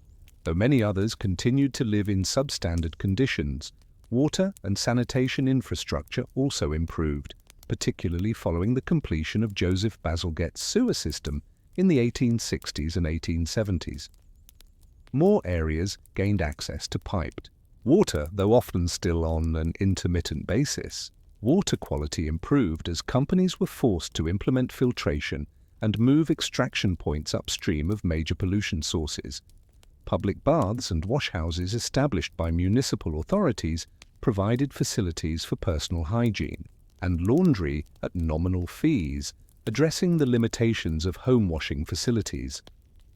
These public amenities became important social institutions in working-class neighborhoods, offering not just cleanliness, but opportunities for community interaction. Science and Industry Museum. Food quality and safety also saw gradual improvements. The Sale of Food and Drugs Act of 1875 prohibited the adulteration of food and drink, though enforcement was initially weak. Municipal markets with basic hygiene standards and inspections became more common. Improved transportation allowed for more fresh produce to reach the city, potentially expanding dietary variety. Cooperative societies established by working-class organizations purchased food in bulk and sold it to members at reduced prices, helping stretch limited budgets. Despite these improvements, nutrition remained inadequate for many, with studies in the 1890s revealing widespread malnourishment among working-class children. Throughout the Victorian era, housing, water, and food remained fundamental challenges for London's working class, requiring constant adaptation and resourcefulness. The strategies developed to address these needs, from informal support networks to careful budgeting, from shared facilities to collective advocacy, reveal both the harshness of urban industrial life and the resilience of those who endured it. As we contemplate the basic comforts we take for granted today, we might reflect on how recently such amenities were luxuries beyond the reach of ordinary people, and how much effort and struggle were required to secure the most fundamental necessities of life. But securing shelter, water, and food represented only part of the challenge facing working-class Victorians. How did they earn the money needed for these essentials? What occupations were available to those without education or connections? And how did those unable to find regular employment, the elderly, the disabled, children, and the seasonally unemployed, manage to survive on London's unforgiving streets?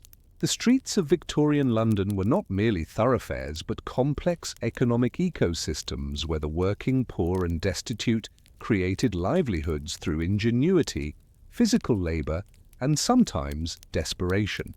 From the familiar figure of the crossing sweeper guiding pedestrians across muddy roads to the lesser-known mudlarks scavenging the Thames foreshore at low tide, street workers developed specialized niches that allowed them to extract value from the urban environment.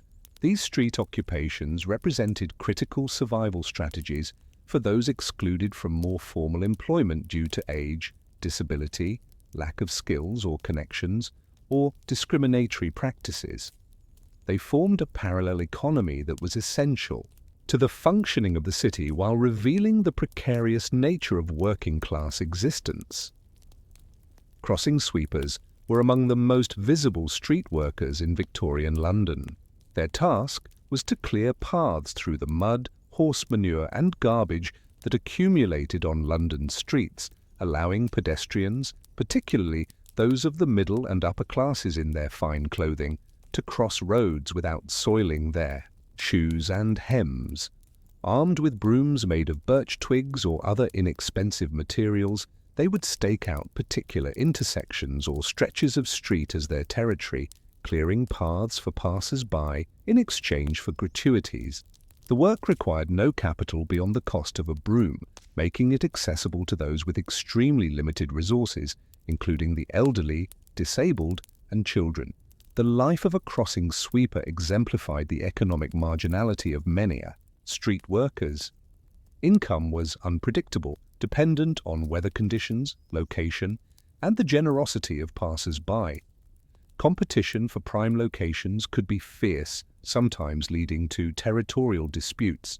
Some crossing sweepers developed regular clients who would provide small weekly payments for reliable service, offering a modicum of financial stability. Others cultivated additional skills to supplement their income, carrying packages, running errands, or providing information to visitors unfamiliar with the area. The occupation represented a precarious form of self-employment, but one that allowed its practitioners to maintain a degree of independence and dignity compared to begging or entering the workhouse. Mudlarks occupied a particularly desperate niche in London's street economy. These individuals, often children or the elderly, scavenged the Thames foreshore at low tide, searching for anything of value that might be sold: pieces of coal, nails, rope, bones, copper, coins or other items, lost or discarded in the river. The work was physically demanding, filthy and hazardous, exposing mudlarks to polluted water, sharp objects, and the risk of being trapped by the rising tide. Their earnings were minimal, perhaps a few pence for a day's work, barely enough for subsistence. Charles Dickens described them as the most deplorable-looking objects he had ever seen, their bodies and clothing caked with river mud, and their health visibly compromised by their working conditions. Street vendors constituted a diverse category encompassing multiple specialized trades. Costermongers sold fruits, vegetables, fish, and other foods from barrows or baskets, acting as mobile retailers who brought provisions to residential areas. Flower sellers, predominantly women and girls, offered seasonal blooms to brighten homes or adorn clothing. Other vendors specialized in matches, bootlaces, buttons, ribbons, ballads printed on cheap paper, second-hand clothing, or countless other small items that might yield a modest profit. These occupations typically required some initial capital to purchase stock, creating a barrier to entry for the most destitute. However, they offered the potential for slightly better earnings than occupations like crossing sweeping or mudlarking. The work of street vendors involved not just selling but performance. Their distinctive cries advertising their wares, immortalized in works like Henry Mayhew's London Labour and the London Poor, created a sonic landscape that was characteristic of Victorian London. Competition was intense, leading vendors to develop elaborate sales pitches, cultivate regular customers, and sometimes engage in price wars or territorial disputes. The precarity of these occupations was constant. Unsold perishable goods represented a significant financial loss, and street vendors were vulnerable to theft, harassment by authorities, and economic downturns that reduced customers' purchasing power. Children formed a significant portion of the street workforce, engaging in various occupations suited to their size and capabilities. Besides working as crossing sweepers or mudlarks, children sold matches, flowers, and other small items. Some worked as messengers or errand runners, utilizing their knowledge of local streets. Others performed as street musicians or acrobats, soliciting coins from spectators. Child labor in street occupations reflected both economic necessity the need for all family members to contribute to household income, and limited alternatives as compulsory education was not effectively implemented until the later Victorian period. These working children often experienced truncated childhoods, limited educational opportunities, and health problems from exposure to harsh conditions. Women faced particular challenges in street occupations due to social constraints and gendered expectations. Some trades were considered more suitable for women, including flower selling, match selling, and certain forms of street food vending. Women with children might engage in occupations that allowed them to simultaneously care for their offspring, such as selling from a fixed pitch near their homes. For women without other options, prostitution represented a common but dangerous alternative, with different levels from relatively well-paid, kept women to desperate street prostitutes working in the poorest areas. The Victorian double standard regarding sexuality meant that women in this trade faced severe social stigma and legal harassment, despite the widespread nature of the practice. Street entertainers added to the sensory landscape of Victorian London while eking out precarious livelihoods. Musicians, organ grinders, fiddlers, hurdy-gurdy players and singers performed on street corners or in marketplaces for tossed coins. Acrobats and strongmen demonstrated physical feats to attracted crowds. Punch and Judy puppeteers set up portable theatres for children's entertainment. These performers relied on the generosity of audiences and faced competition from both other street entertainers and increasingly from more formal entertainment venues like music halls as the century progressed. Their income was highly variable. Affected by weather, location, and their own skill and novelty, value scavenging represented a survival strategy for the most desperate. Beyond the specialized mudlarks of the Thames, urban scavengers searched dust heaps, refuse piles, and gutters for anything usable or sellable. Rag and bone men collected discarded textiles and animal bones, selling them to paper manufacturers and bone processors, respectively. Pure finders gathered dog feces used in leather tanning. Toshers illegally explored sewers, searching for coins and other valuable items washed down drains. These occupations existed on the margins of legitimate work, combining elements of recycling and theft, and their practitioners often faced harassment from authorities and contempt from more respectable society for those with somewhat greater resources or skills. Street crafts and repairs offered more stable income. Knife grinders sharpened blades for households and businesses. Tinkers repaired metal items, particularly cookware. Chair menders restored cane or rush seating. Umbrella repairers fixed damaged frames and recovered torn fabric. These workers typically carried their tools and sometimes portable workbenches, setting up temporarily in marketplaces or residential areas. Their services were valued in a society that emphasized repair and reuse rather than replacement, allowing skilled practitioners to maintain somewhat more reliable incomes than pure scavengers or sweepers back in the day of. Seasonal variation significantly affected street occupations. Winter brought particular hardships with fewer daylight hours for work, decreased foot traffic as people hurried through inclement weather, and increased competition as outdoor construction and agricultural work diminished.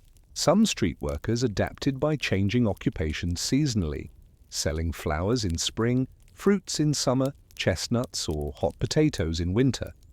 Others might seek temporary indoor work during the harshest months if opportunities arose.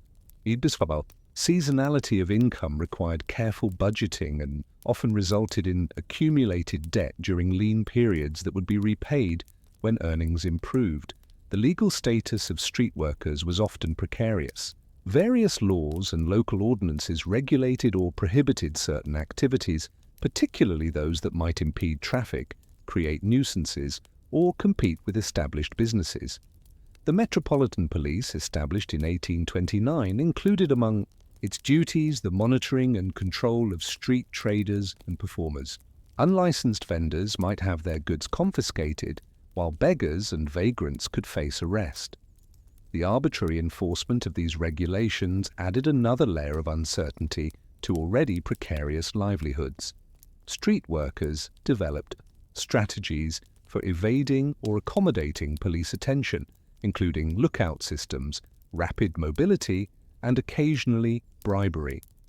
The physical toll of street occupations was severe. Exposure to all weather conditions led to respiratory illnesses, rheumatism, and other chronic health problems.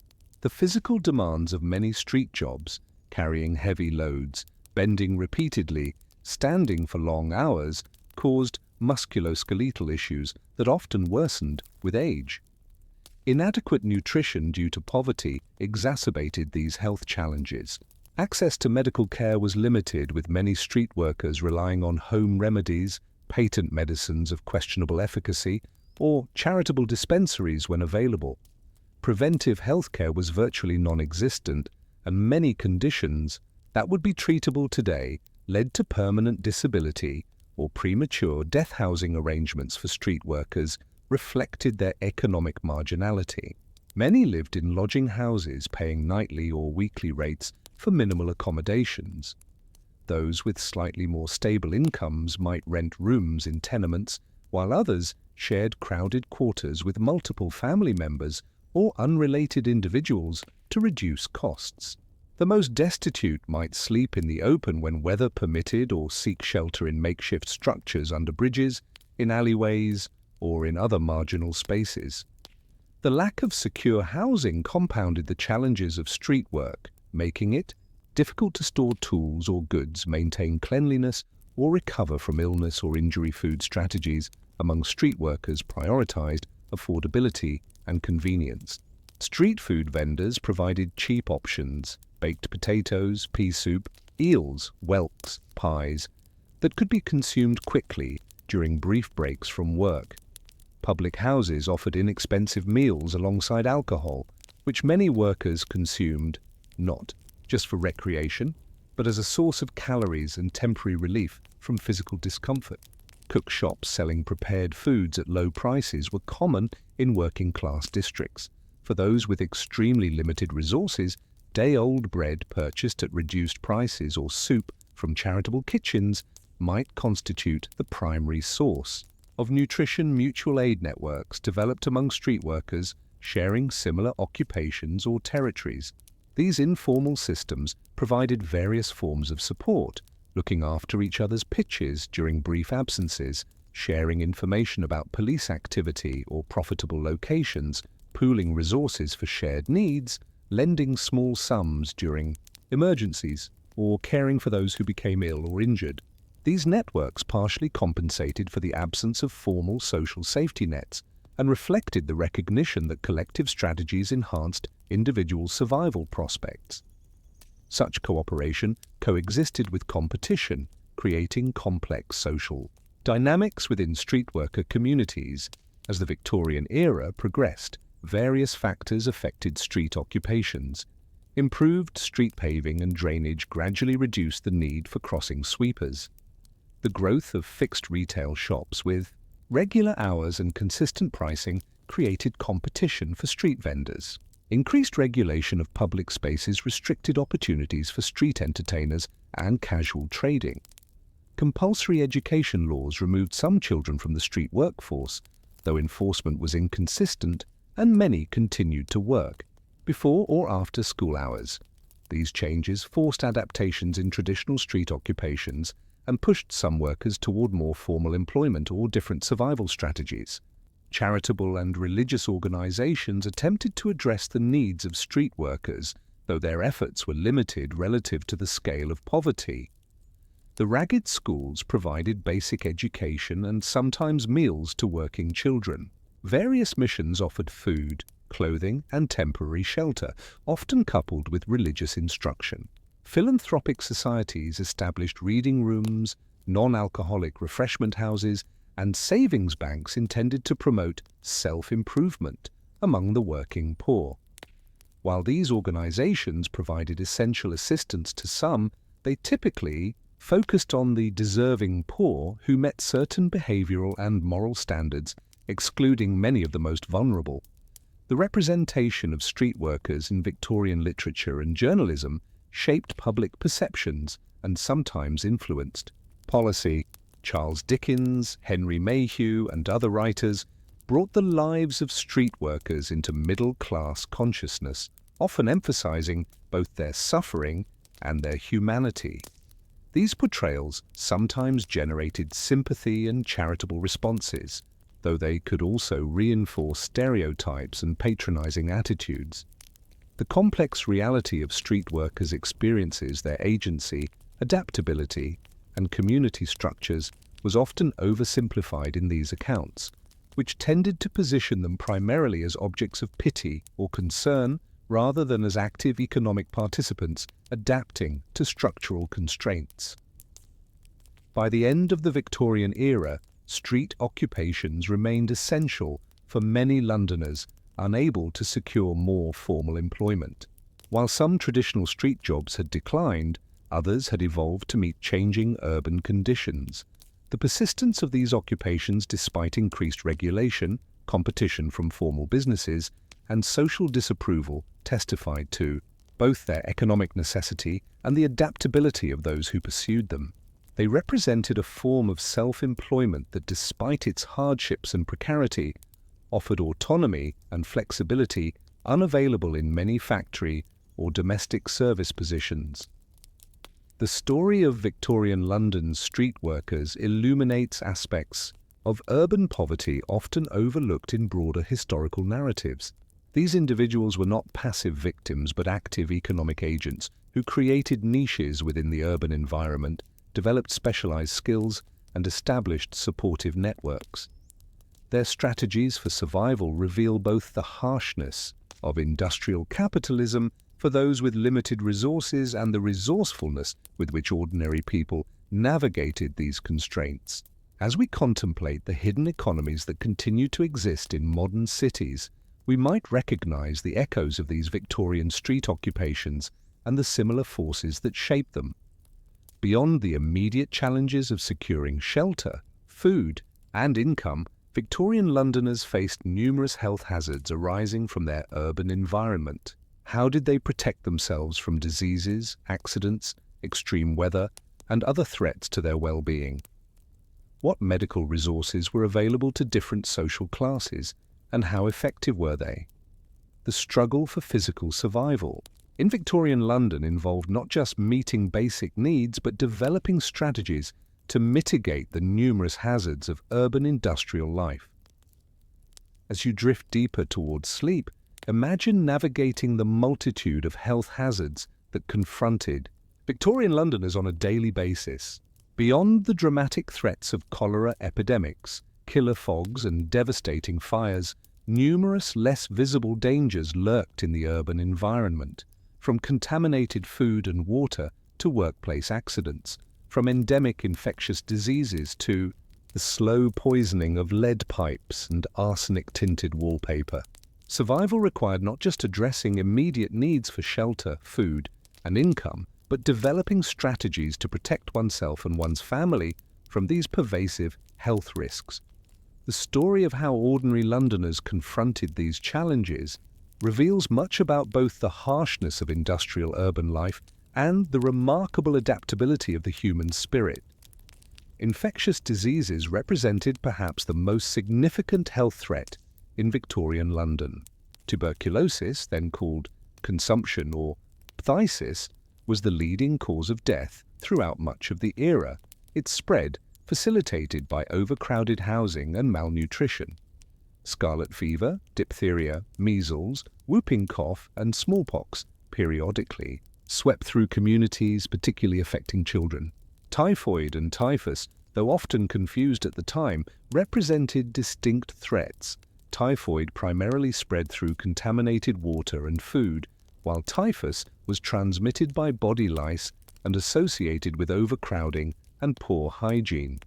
Cholera, though less common, caused devastating epidemics in 1832, 1848, 1854, and 1866, before improvements in water supply and sanitation largely eliminated it from London Science Museum. The medical understanding of these diseases evolved significantly during the Victorian period.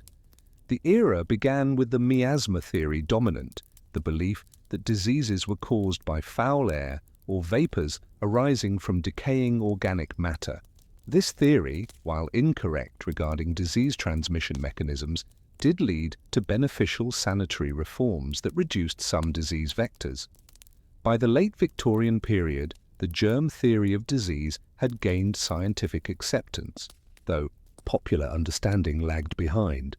The work of John Snow linking cholera to contaminated water, 1854, Louis Pasteur demonstrating that microorganisms cause disease, 1860s, and Robert Koch identifying specific bacteria responsible for particular diseases, 1870s, 1880s, gradually transformed medical approaches.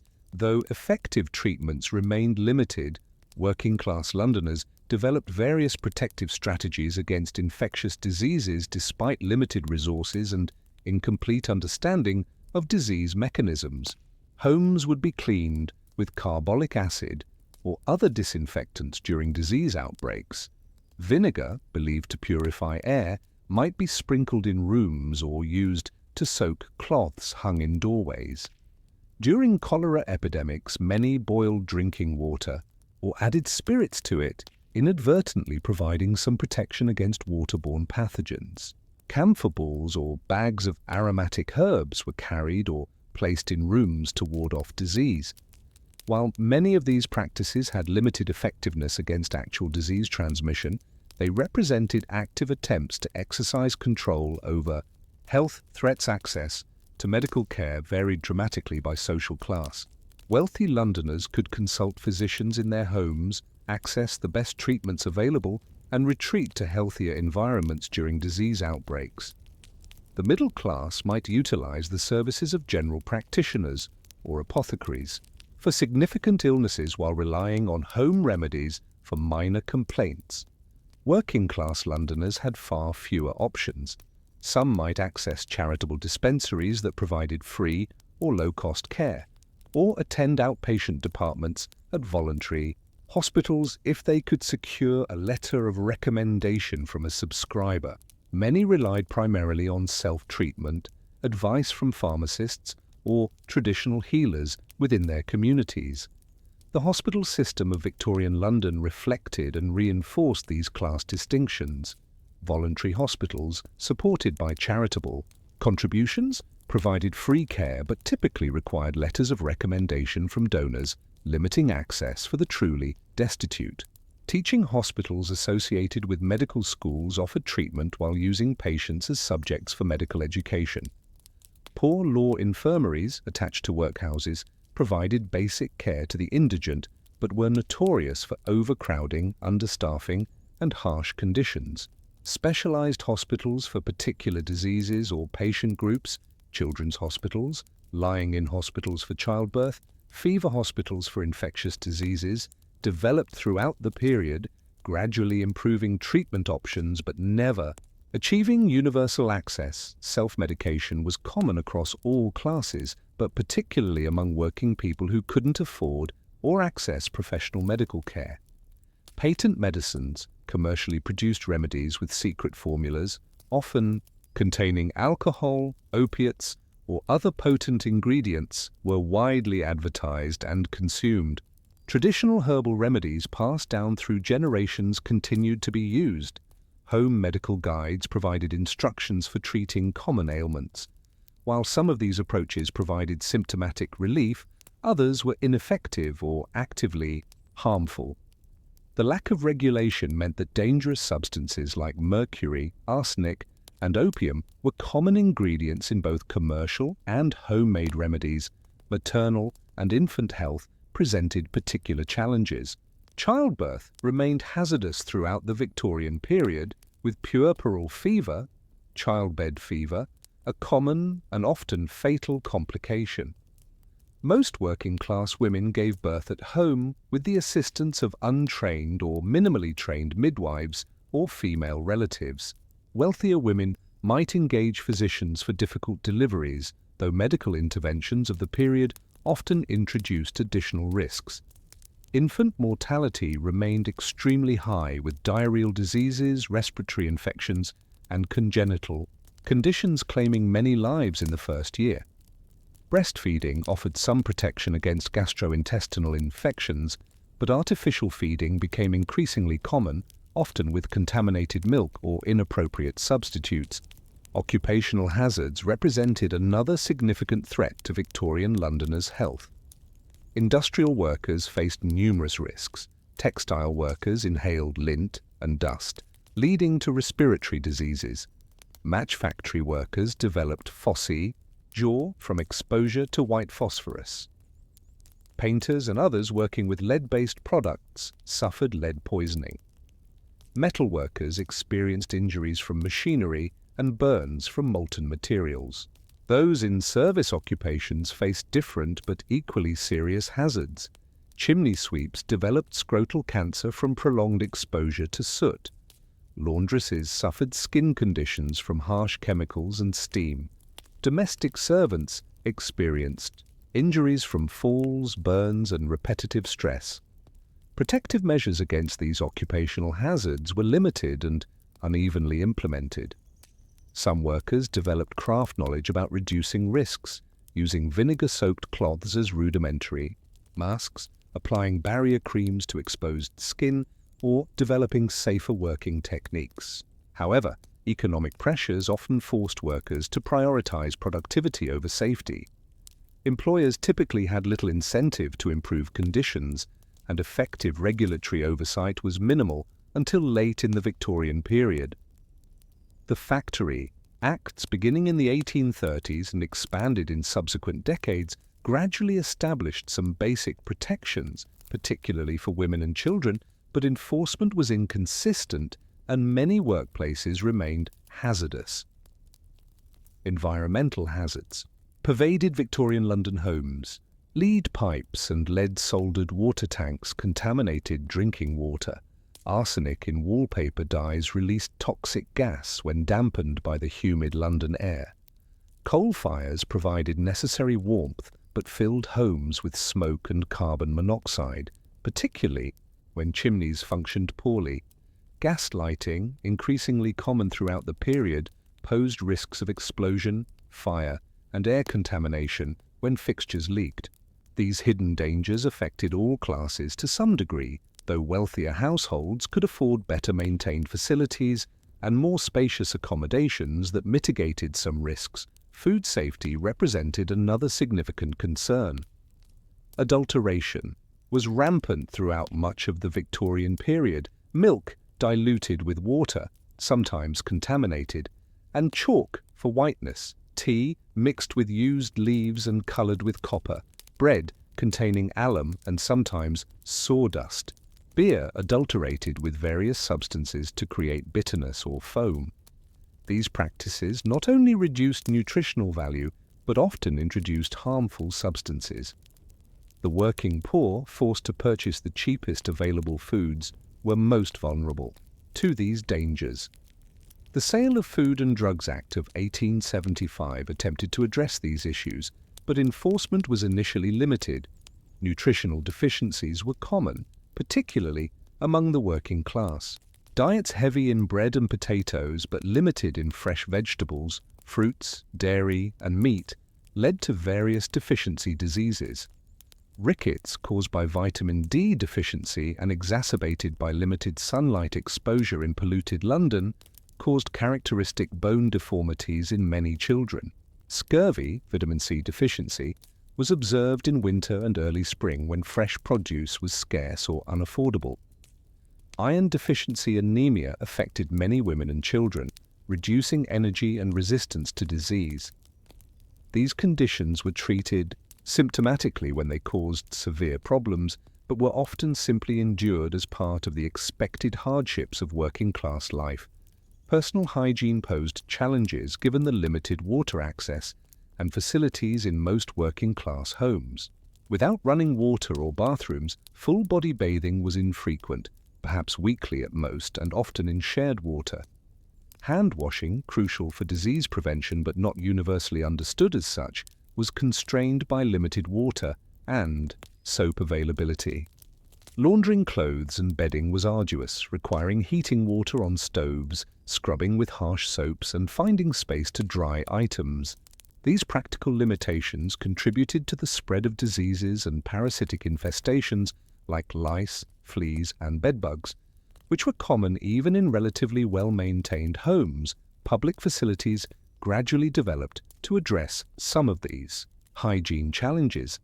Public baths and washhouses established by municipal authorities beginning in the 1840s provided facilities for personal bathing and laundry at nominal fees. These institutions became important resources in working-class neighborhoods, offering not just cleanliness but warmth and social interaction. Public toilets, initially provided primarily for men, began to appear in markets, railway stations, and other public areas, though coverage remained inadequate throughout the period. These facilities represented important public health improvements, though their impact was limited by their number and distribution. Rapid transition. Mental health challenges, while less visible in historical records than physical ailments, were certainly prevalent in Victorian London. The stresses of poverty, overcrowding, precarious employment, and constant exposure to suffering and death would have exacted a psychological toll. Depression, anxiety, and what might now be recognized as post-traumatic stress disorder were likely common, though often undiagnosed or attributed to moral or spiritual failings rather than understood as health conditions. Alcohol offered temporary relief from psychological distress for many, though often at the cost of additional physical health problems, violence, and financial strain. Treatment options for mental health conditions were limited and often harmful by modern standards. For the wealthy, private asylums offered services ranging from rest and seclusion to various questionable treatments. The middle class might access limited outpatient care from physicians specializing in nervous disorders. Working-class individuals with severe mental illness might be committed to public asylums, which varied greatly in conditions and treatment approaches, but were generally overcrowded and offered little therapeutic benefit. Those with less severe conditions typically received no formal treatment, relying on family support, religious consolation, or self-medication with alcohol or opiate-containing patent medicines. Children faced particular health vulnerabilities. Beyond the infectious diseases that affected all age groups, they experienced additional risks related to development, nutrition, and their environments. Rickets, caused by vitamin D deficiency and exacerbated by limited sunlight exposure in polluted London, affected many working-class children, causing characteristic bowed legs and other bone deformities. Child labor exposed young bodies to hazards from industrial processes, heavy lifting, and long hours in poor conditions. Educational initiatives gradually began to address childhood health, with school inspections identifying malnourished or ill children, though interventions remained limited.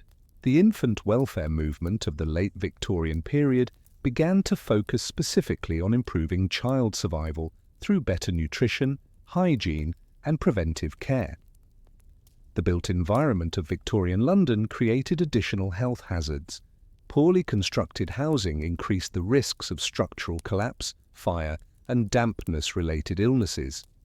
Inadequate ventilation contributed to the spread of airborne diseases and the buildup of toxic gases from heating and lighting. Narrow streets and tall buildings limited sunlight access, contributing to vitamin D deficiency and supporting the growth of disease-causing molds and bacteria. Unpaved streets became reservoirs of mud, animal waste, and garbage that contaminated boots and clothing and generated dust when dry. These conditions affected all Londoners but were most pronounced in poorer districts where housing quality was lowest and municipal services most limited. Public health reforms gradually addressed some of these environmental hazards. Building regulations established minimum standards for structural integrity, ventilation, and sanitation in new construction. Though enforcement was inconsistent, and existing buildings were largely unaffected. Street paving and cleaning improved in many areas, reducing mud and waste accumulation. Slum clearance programs removed the worst housing, though often without adequate provision for displaced residents. Public parks provided access to cleaner air and space for exercise, though they were typically located in wealthier districts. These improvements, while significant, were unevenly distributed, with working-class areas generally receiving less attention and investment than wealthier neighbourhoods. Throughout the Victorian period, life expectancy in London remained significantly lower than in rural areas, reflecting the concentration of health hazards in the urban environment. However, there were gradual improvements, particularly in the later decades. Between 1850 and 1900, life expectancy at birth in London increased from approximately 37 years to about 45 years, though with significant variations by district and social class. These gains resulted from various factors: declining infant mortality as water quality improved, reduced epidemic disease as sanitation advanced, better nutrition as food transportation and preservation improved, and gradual enhancements in medical care. Despite these improvements, a 21st century visitor to Victorian London would be struck by the prevalence of visible illness, disability, and premature aging among the population, particularly in working-class districts. The health disparities between social classes reflected and reinforced broader social inequalities. The physical effects of poverty, malnutrition, overcrowding, inadequate rest, exposure to environmental toxins, limited access to medical care manifested in bodies marked by disease, disability, and premature aging. The wealthy not only lived longer on average but experienced better health throughout their lives, with lower rates of chronic conditions and greater resilience to acute illnesses. These disparities were increasingly documented by social researchers like Charles Booth, whose poverty surveys revealed stark differences in health outcomes between London's districts. While some Victorian commentators attributed these differences to moral or genetic factors, others recognized the social and environmental determinants of health, laying the groundwork for more systematic public health approaches in subsequent periods. By the end of the Victorian era, significant progress had been made in understanding and addressing some of London's health hazards, though many challenges remained. The germ theory of disease had gained scientific acceptance, informing more effective approaches to epidemic control. Water and sanitation infrastructure had improved dramatically following the completion of Basilgate's sewer system and related reforms. Food safety legislation had begun to address the worst adulteration practices. Public health departments had been established in local governments, conducting inspections and enforcing regulations. These advances represented important steps toward a healthier urban environment, though their benefits were unevenly distributed and many preventable diseases remained common.